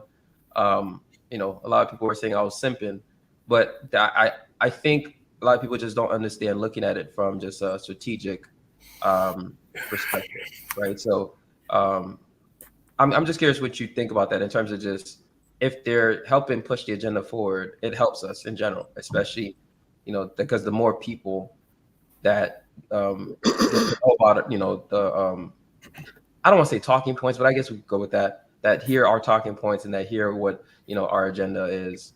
I don't see how that hurts us. I would say this. I don't look at the talking points what the women say. When I check in, I look at the audience. The audience is 90% men. Talking points don't mean shit. Because if the women are going to be in this space, they need to be talking to women, other women that's in this space. Because their influence and their voice is not supposed to get us in line, because that's what other men who are running their channels and their talking points are supposed to get the men in line. So if a woman is spewing a male's talking points and he's talking to men, I see that problematic. But I think the women are listening. They're just not. They may not be interacting, but I think they're listening because you do see when they do push back. But I mean, your point taken though, and just by the way, because a bunch of people have been saying this, Lee. So I want to clarify this while you're here. A bunch of people say because I call you Lee, that's what you asked to be called, right? People call you Mr. Lee. I call you Lee because that's what you asked to be called. So I just want to clarify that. Am I correct on this, Lee? If you're a man, call me Lee. Thank you. If you're a young child or a young boy, you could call me Mr. because I'm of age to be called Mr. If you are raised in a certain traditional way where you want to refer to me as Mr. Lee, that's fine. I mean, when I used to teach, all of my students called me Mr. Lee. So even my colleagues who are teachers call me Mr. Lee. So I don't take offense either way. Do what, make you feel comfortable. But I am not insulted if someone just called me Lee, particularly a man. Women too, that's my name, so no big deal. The only thing I would say is that I like to observe. And I observe for different type of behaviors. I look for what is said, and more importantly, what is not said. Because what is not said will give you clues to true motivations. Because people who are cunning, especially if they know how to manipulate, they use words to manipulate. Mm-hmm. But a lot of times it's what they don't do that you can see around what they actually plan to do. And a woman with a large following a year later that's got 100,000 subs, whatever percentage of men those may be, at that point, if she starts spinning the doctrine, for lack of a better term, you're going to be having a hard time trying to challenge her at that point. Right. Big So facts. I just think men in general, we are too easily swooned by a pretty face, a pretty voice, and a big booty. I mean, it's You had to add the big booty in there. I got you. No, Well, but I mean, that's what most black men like. If you want to really analyze what you just said, the women that's actually in these spaces now, don't they have them attributes? Yeah. And then I haven't seen their booties, Logic, but yes. oh, okay. Well, all you gotta do is if you haven't seen their booties, you're not doing a good job looking at their thumbnails, because they make it known. If we're gonna keep it funky, let's just keep it funky, and it leads to the bigger message of we should establish our own rules, our own standards. Because guess what? Somebody was saying earlier about actually being infiltrated. Look, I'm not gonna even go there. I plead the fifth. We good. Yeah, that's not necessary. That sort of negativity. You know, one thing I know about infiltrators, they're weak-minded, most of them. And I'm the type of guy that I will get up in your head. If you get into the organization, I'm gonna get up in your head. I want to know where you're coming from. And just like Kevin Samuels walked those women through a few questions and they reveal themselves, I'll do the same thing. I'll just do it with men. Hmm. The new brother just came up. I don't know his name. You In the just corner? clear these out. We got like 12 more. I clear them out real fast. I don't read the Oh, message. okay, sure. Go ahead. You already Yeah, did. go ahead. And I'll be quick So, when I talk. Go ahead. Yeah. Salute Mr. Day for is that Mrs. Day? That's a female. Miss Day for becoming a member. Salute Miss Linda. Salute Miss Linda for becoming a member. Linda Anderson, Loneliness. Compliments to Mr. Lee for his vision. Thank you very much, Loneliness. Or Lioness, sorry. Lioness. I like that. All right. Mr. Stacy says there a cash app for, hey, we ain't got no cash app, but trust me, everything will be ironed out. This initial stages. I think we just presented the first presentation. And I want the guys, if we run this comment section up, put questions in the comment section based off of what you saw in the presentation. If you want to actually do anything, do that. It'll help us out. All right. I can't even, what that say? That's Carmel 45101 became a member. All right, thank you, sis. All right, thank you, Miss Angela. You know what I'm saying? Ladies, we must be wise as a serpent and homeless as a glorified man. Let's go. And let me say this. That wise as a serpent mean when you go out into the world that you're looking to see what spoils you can bring back home for your men in the community to which you are a part of. That's that wise as a serpent part, being cunning, being able to lure someone in to let they think that you're on their side. But all along, you're agent. You're a double agent. You're there to bring them down, to take what you can. Like I said earlier, I'm looking for the Esther type woman, the woman that can be both submissive and supplantive at the same time. All right. Go ahead. Maurice, he said, to be clear, this is not a Black Manosphere channel. It's not, but it is a Black man and woman overall channel. All right. Salute to my boy right here on the panel. He didn't change his name a million times, but thank you for becoming a member. Salute to Life with Amanda Gather. Great conversation. Thank you, sis. Thank you. Patty Cake. Hey, I met Patty Cake, Mr. Lee. She dope. In real life, I met her at the DC cake meetup. as man. Yes. Make me a cake as fast as you can. I met her. She's super dope, man. Look at that. I sound like Anton. God, I need to get out this Lapeef Network. Yeah, but she is dope, man. I had a conversation with her and her husband, man. Miss Patty Cake said the women will learn from the men and will teach the young women to follow. Thank you, man. Absolutely. All right. It's me, C. All right. Thank you for becoming a member. Miss Angela again, boy, she got that bag. Let the man prepare the way. Let's build society. It's the same as if we ever was. All right. Thank you. Hey, thank you, Sharon, for the super stick. Yep. All right, Black Titan, we need to stop this level of unproductiveness. Always stopping a movement before it begins. Big facts. All right. Thank you, Krista Marie, just supporting for the show for the gentlemen. Appreciate it. Thank PJ, you. thank you for the super sticker, brother. All right, Simone B, thank you for the membership. And finally, the old lady. I like the old lady. I just sending love. Appreciate you, sister. All right, we done, Mr. Lee. Okay. The gentleman that came up, he's right underneath you. I don't know his name. Yeah, Dr. Panderson. Fake doctor, though. Hey, how are you? Yeah, I'm Drop doing the chat. Okay. I mean, drop the. no, Go that's ahead. cool. On a serious note, because most of the time I come in, I'm usually clowning or trolling or something for him, but I understand this is a serious channel. I'm noticing that there are a lot of women in the chat that are actually wanting to support. I also noticed some comments from either last week or 2 weeks ago, women saying, okay, I see men trying to build men build an image of men. And there are women who want to go and build women. And I'm sure to say, I'm speaking speaking positive and speaking into existence. There will soon be a women channel looking just like this with a panel of women, probably older married women, mid-aged married women, and actually mentoring to some of the younger women. When that does take place, do y'all see it fit for a lot of men to go over there and show support and actually be in the background, show as much support? Because you understand women need validation.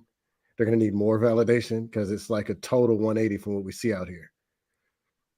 Well, I think every female channel get it. I think a good significant of male following to begin with. However, I think just like men need a space where they can speak openly, particularly in the beginning, women need a space where they can speak openly too, because as they begin to be more frank and open and bearing of their souls in terms of past historical issues with themselves, emotional, different type of scars from relationships and different things that their life's journey has taken them through, you can be circumspect as to what you say when you know there's a bunch of men in the audience. So I think as men, we need to be mindful of how we do that. And I think if you want to support the women in the channel that they establish when they're doing something like that, support them in the background. Don't get up on their panel. Right, Don't not on start panel. espousing let me finish. Don't start Okay. espousing your opinions. Drop messages in the chat as you may want to. But sometime when someone is coming forth and expressing themselves, if you bash them or call out or highlight the behavior that may have been negative that they're bringing out, that can tend to make them want to pull back in their shell. I agree. Because in the newness of being open, that's when you're bare, that's when you're fragile. So for us as men, and I have a level of maturity that some guys may lack, and I have a certain level of experience with women and the emotions of how in dealing with women. So some men could be very brutish. Some men could take humorous the things that are not funny, though it might sound like crazy. So I think we have to be very mindful how we support. And just like I've asked the women in this space to support us, but to support us on the side. Right. Let us build so men can have an opportunity to express themselves, really express themselves, as opposed to just saying things that's controversial for the sake of being controversial or offensive or challenging for the sake of challenging. Because a lot of times when people say some of the things that they do, it's because that there's something in them already that's a wound, and they don't know how to really say that part yet. So they're saying out, it's like the military when they throw out those flares to distract the oncoming missile so it doesn't hit the target. They do that to try to see where you're coming from. It's a lot of different ways how men play to say things to try to feel you out, because opening up and trusting is dangerous. And I think likewise with women, they understand. Whoever is need to mute up, Somebody has please. feedback. Okay. Likewise with women, women are more emotionally connected than men are mostly. So they, I think, need a more female centric space. And for the Yes. men who go and support, do so gingerly, tread lightly, try not to be offensive, either in word, super chat, or commentary. Do not, do not, do not go up on the panels. Let I the agree. women be. Hey, I Mr. Lee, agree. can You're I saying it answer just as this? I implied. I Just as want I to implied answer is this. exactly how you're speaking. All So right. we're Hey, on the Mr. same page. Patterson. See, this is how I see it. And anybody, especially Mr. Lee, you can stop me if I'm off suit. But right now we're in the first piece of the framework, right? The next piece of the framework would start bringing in women, right? So now it should be a charge that, you know what, JR create a space for these women to teach other women about these attributes that we, you know what I'm saying, that's designed to build this better family. So now what it is this is a start, and it's a bigger picture that gonna come. So yes, is it better for these women to get it from other women? We totally agree, but it's a time and a place for it. And then now I think by doing this, a woman's space will be carved out, but it'll be carved out by the baseline that the men presented. That makes sense? Yeah, I agree exactly. As I was speaking about it, when I say men support, same thing as here, where the men are on the panel and the women are in the chat in the background supporting and in positive energy. Same thing, like women on the panel, men only in the chat supporting. So we're on the same page. Yeah. And if you do it under the Lapeef umbrella, what you'll be seeing is you'll be supporting a bigger cause, because we just started when we had been in the Battle Black family. You know what I'm saying? We got it. We need the women in order to build that better community. You feel what I'm saying? Mm-hmm. So We're on the same everything page. will fall out. So I mean, yeah, I just had to say that. I will say this, Yeah, we're and good. taking into account your question, which is valuable, but I can note from observable experience that I've seen what the question you ask has not been the practice. And what I mean by that is that there's a female who has a channel on this network. And every time she's on her network, there's nothing but a bunch of men on the panel. And when you have 5, 6, 7, 8 men on a panel, if a woman is in the audience and she really wants to have an open conversation with the host of the show, that's going to be different, because where she may push back on anything the host says, the men who already align with the host will challenge that woman. So I don't see that in practice in the general sense already.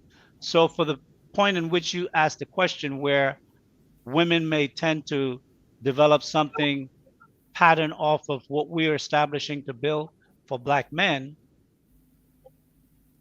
at present, there's a female show on this network where that's not happening. When I tune in, I see nothing but men on the panel, and it offends me, because that should be a show for females, for women, and men should stay in the background, not all up on the panel talking 4 hours, 3 hours. If you want to get up there, if she allows you to come up and say something, you should make it short and jump off.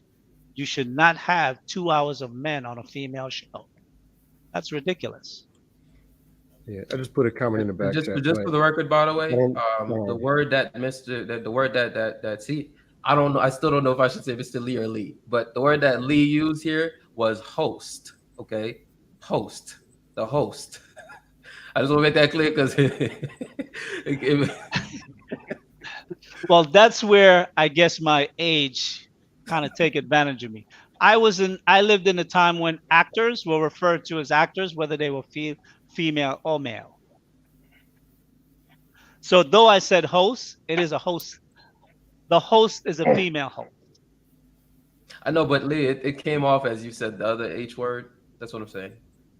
Oh, no, I pronounced the T. Don't even go there. No, what are you trying to do, man? Hey, I'm finna kick Host him off with the the panel. He T. got one more time, Mr. Lee. Yeah, actually, Okay. I'm gonna slide off the panel. Let somebody else get the camera time and be able to ask questions. Okay, no problem. If we don't have anything else more to discuss, let's go ahead and close up. Last statements. Let's start off with CSI, since you just came in. If you wanted to add something, and then we'll go across the bottom row.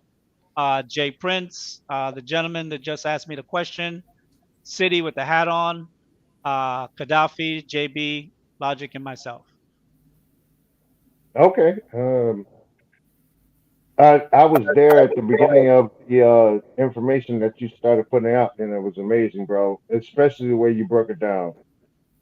You know, literally, you was like, "This is the behavior that we're gonna have. This is what we accept. The conduct that we're gonna be able to participate in, and then everything else is gonna be a moot point. And if you can't get on, if you can't stand on your square. By the way, I'm a master mason. If you can't stand on your square, then there's no point for us in holding this conversation. So that was amazing, bro. Amazing the way you broke it down.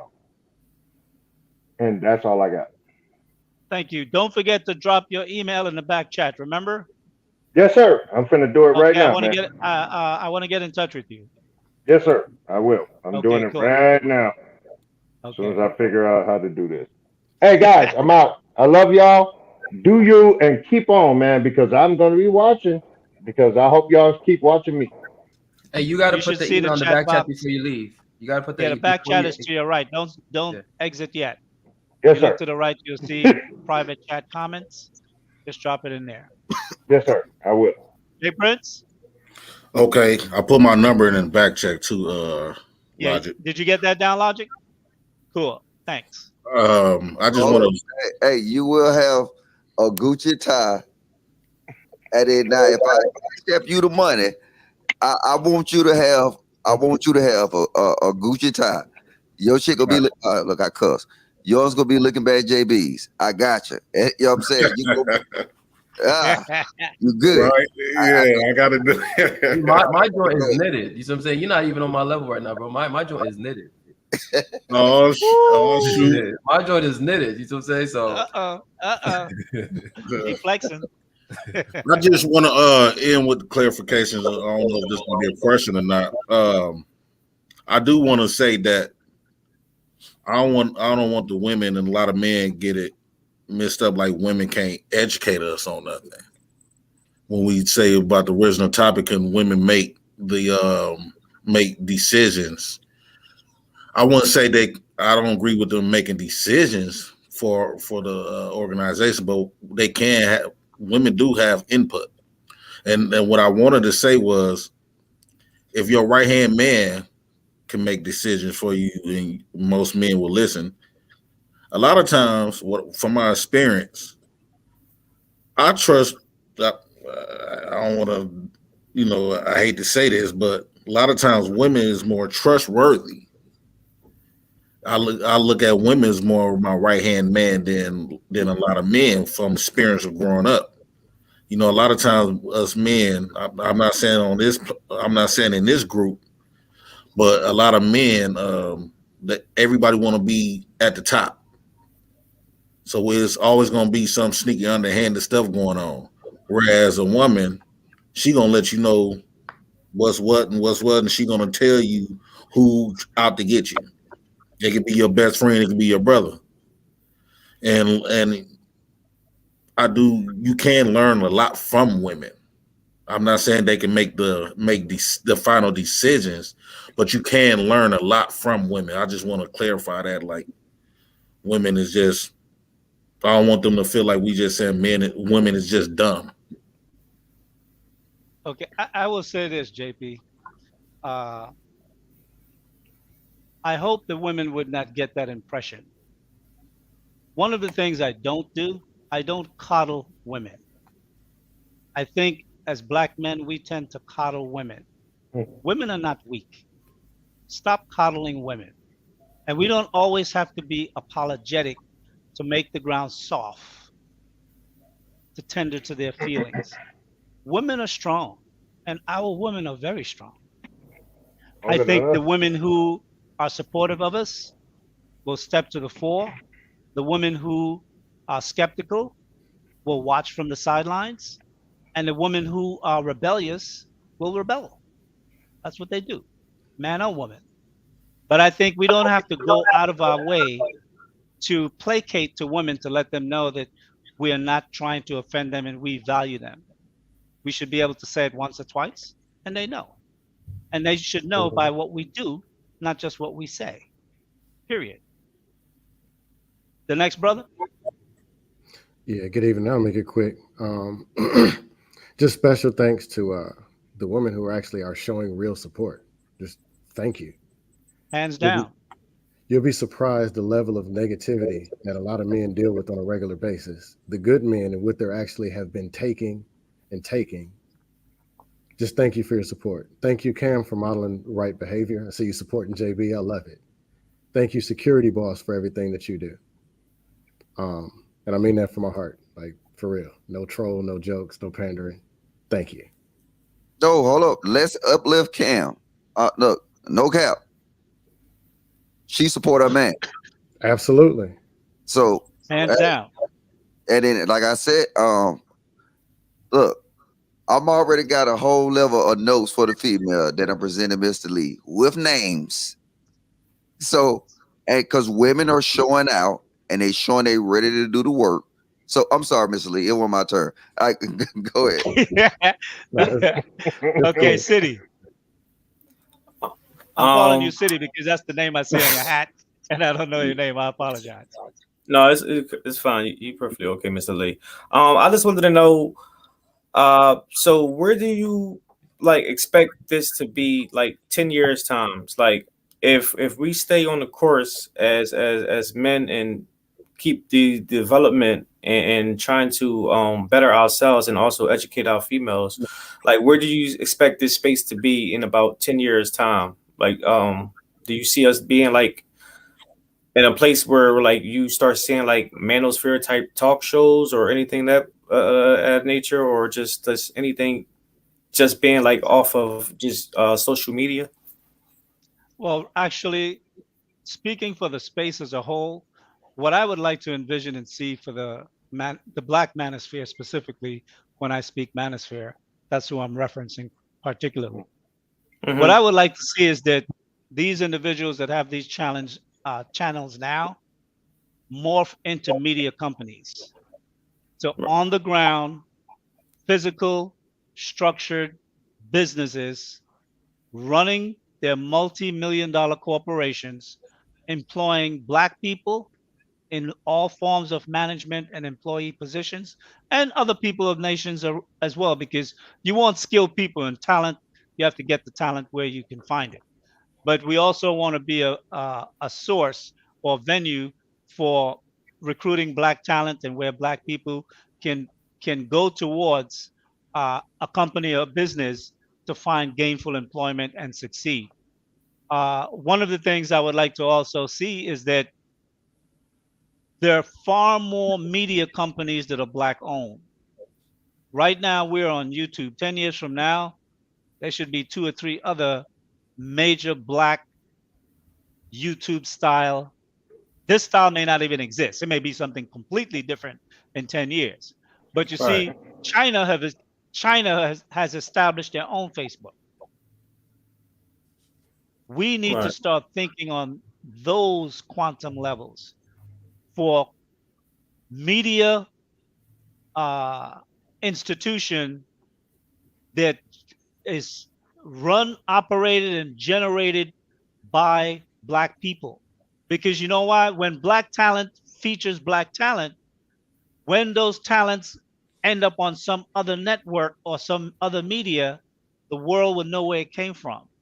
They won't have to strike on TikTok to show that we are the one with the talent and we should get the recognition and we should be making the dollars. They will be making the dollars because it will be a black run media platform of different stripes from different black men who are succeeding, who have the ability and the talent now, but it's just going to take time and reputation to lay the foundation and the infrastructure. All right. Okay. Good question. Gaddafi. Thank you. Really, like, I mean, all I gotta say is that this is amazing, and I can't wait to see more of it. I want to see it continue. I want to see it go at an increased rate. I don't want to see linearity, right at first. I want to see some exponential graphs. You know what I'm saying? What's going on? And I'm thinking it's gonna happen. I believe in it. So that's really all I have to say. Well, that's very valuable. And if I can pivot off of what you just said, what you want to see is action. And what I'm establishing is a format for which Black men can put what they have been voicing and talking about for the many years in some actionable step to make the change that they want to see, both within themselves and within their families and within the broader society, financially and otherwise.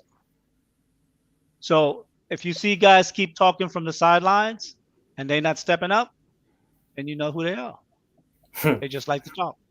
They like to hear Right. themselves talk. Exactly. Thank God. JB, most Yes, sir. articulate Black man on the in the Black Manosphere. Wait, what you said? You're I gonna have only to. heard Black Manosphere. I didn't catch the first. You're gonna part. have to do the replay to get that. I'm not gonna Okay. repeat myself. Well done, well done. Well, first, I just want to say again, I know I said this a million times, but shout out to Gaddafi, man. Like whenever that brother talks, like this man, you know, in the matter of just a few phrases, said linear. See, I'm not even saying the word linearity, exponential. Like he just can't. He can't not talk like the nerd that he is. That's my point. But And that's good. That's because yeah, that's you know good. why? That's good. As Black men, we got to broaden our I agree. vocabulary. We just do. Mhm. I agree. So I always appreciate listening to you. And then I also just want to say so cousin Joey P made just made a statement earlier that, you know, I was thinking about that after he said it. He said he took a bullet and ran 3 miles. But did I hear that correctly? While you were in the That was military? correct. Yeah, Yes, that's sir. correct. That's what he said. Yes, sir. So I just want to say thank you for your service, brother. Because yeesh. But yeah, I just want to say thank you for your service. And I appreciate you being Hey, Jonathan Barronville, we need to actually rebrand that, man. And one of the things that veterans really do love is welcome home. Thank you for my service, man. I would do the same thing for you, for Sage, for, yeah, I see that look right there for you. Because, man, we don't do it for our country, even though everything we have here is what we care about. But you know what? It's love, man. It's love. Mute up. Whoever is while he's speaking, mute up. Thanks. Go ahead, Joey.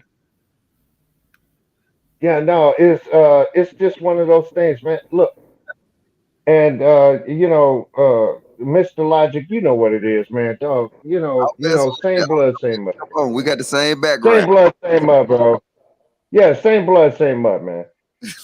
And that's all. And Jonathan, thank you for calling it out, but I think we need to rebrand that to welcome home. Because that's actually all I cared about was coming home the whole entire time I was there, man. Can I please come home, Lord Jesus, help me. Well, I'm glad you're here with us, and I appreciate that. You know, I'm glad you're on this panel with us and all that. So thank you. And I guess I'm gonna say that now. Welcome home. So appreciate that. Mr. Lee and Logic, this was great. Great presentation. I said this in the comments, but I just want to say this again. Lee is the real deal. Like every conversation that I have with Lee, I feel like this man is keeping me on my toes. I'm like, okay, I have to, do the work, and yeah, so it's making me try to be hard on myself. So I just appreciate that about Lee and just the way that he approaches things, kind of like no nonsense kind of, character in my opinion. So I just want to provide that context and just say I appreciate that. And yeah, just great presentation, great show. And shout out to Cam. So that's it. Don't hate Logic.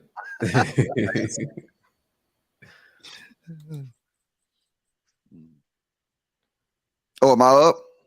Yeah, you're up. Hey, Acknowledge Lioness. hey, thank y'all, sisters, for showing out. And then thank y'all for actually supporting, to the fact that you actually motivating these dudes to actually sit here and say, you know what? These women actually is wanting us to present this, wanting us to start pushing out. So every time I see a pretty face hit this super chat like this, I'm like this. What are these dudes doing? And I'm gonna say this to go back to what Gaddafi was saying, is that you want to see some changes. So guess what? I want to see these same faces up here next week and establish that minimum baseline that we created. I want to see the city boy have, I don't know how to make the names come up, so I don't know your name, brother. I'm sorry. But if you can come on the panel just to show these women we serious with a shirt and tie next week, including Mr. Patterson, including Brother Joey, and everybody else continue it, I say that's movement. That's movement. When we get on these other panels, and then when I be ready to go off, and the whole chat said, Logic, Mr. Lee, I be getting ready to say it. They have the N-word counter for me. You don't have to say Mr. Lee, say Black Alpha. Yeah. Black Alpha in the house. Yeah, I'm Check telling it, you, Black look, I Alpha. like that new name. we don't I appreciate like that new name. we don't appreciate the little steps that we make in progress. Like, we are actually progressing. Since Mr. Lee started this, it's been a lot of progression, and it will only move forward. But like I said, I'm gonna be the one to sit back and say, you know what? For next week homework, let's build on what we established today, and let's fix them small little steps. Everybody and women hold us accountable, and men. The same people that you see on here right now, you should see them next week, whether you got something to say or not. You just come up, you do like this, we'll put you on the big screen, and then you ain't got nothing to say, we'll let you off. So That's it. let's I'm do in that for attendance. next week homework. And thank you to the OG Mr. Hey, Lee. Logic. Hey, Logic. Hey, Yes, Logic. I got a suit to wear, man. I got a suit to wear, sir. and you my elder. But see, the thing is you see how our code of conduct will hold us, you know what I'm saying, accountable. And it would, I can say Yes, sir. this, and you can be like, hold up, my young G didn't even disrespect me. He said, hey, look, you know what? No. Didn't put out there. So I'm gonna keep it like that. I don't want to hold it up. Thank you, Mr. Lee, too, because when I say he take a lot of my time, he take a lot of my time. And then he be on my neck constantly. It's good. I will be wearing a suit the next time I see y'all next week. This excuse me, this Sage Talk Time, this Sage Talk Station. My bad. And I'm saying, just for the sake of the overall movement, like just come up and just show that you support the movement. You don't have to say a word. And I'm telling you, the women in the chat will go crazy. The movement it will present on the streets will go crazy. And we're starting with these little things. That's all I got, Mr. Lee. Yeah, can y'all take Dr. Patterson down with that bow tie? Like, this is Nah, I'm out of town next week, so I had to put my tie on today because I'm out of the country next week. Okay. Well, I would say this, that actions speak louder than words. And I think as men, we have to start making our words line up with our action. When those two things can be in sync with any man, black or otherwise, he becomes a noteworthy person. You gain respect even of your enemies, and you are loved and admired by family and friends. And I think it's been far too long where we as men, we use words to get over on one another. And if the person is not savvy enough to know that you're playing a game, to take out of his pocket, he's the fool. What I say is that you become more of a beast every day when you walk that way. And we need to get out of our beastly nature and start to be men. Walk upright, act like men. Use your brain and stop using everything else so much.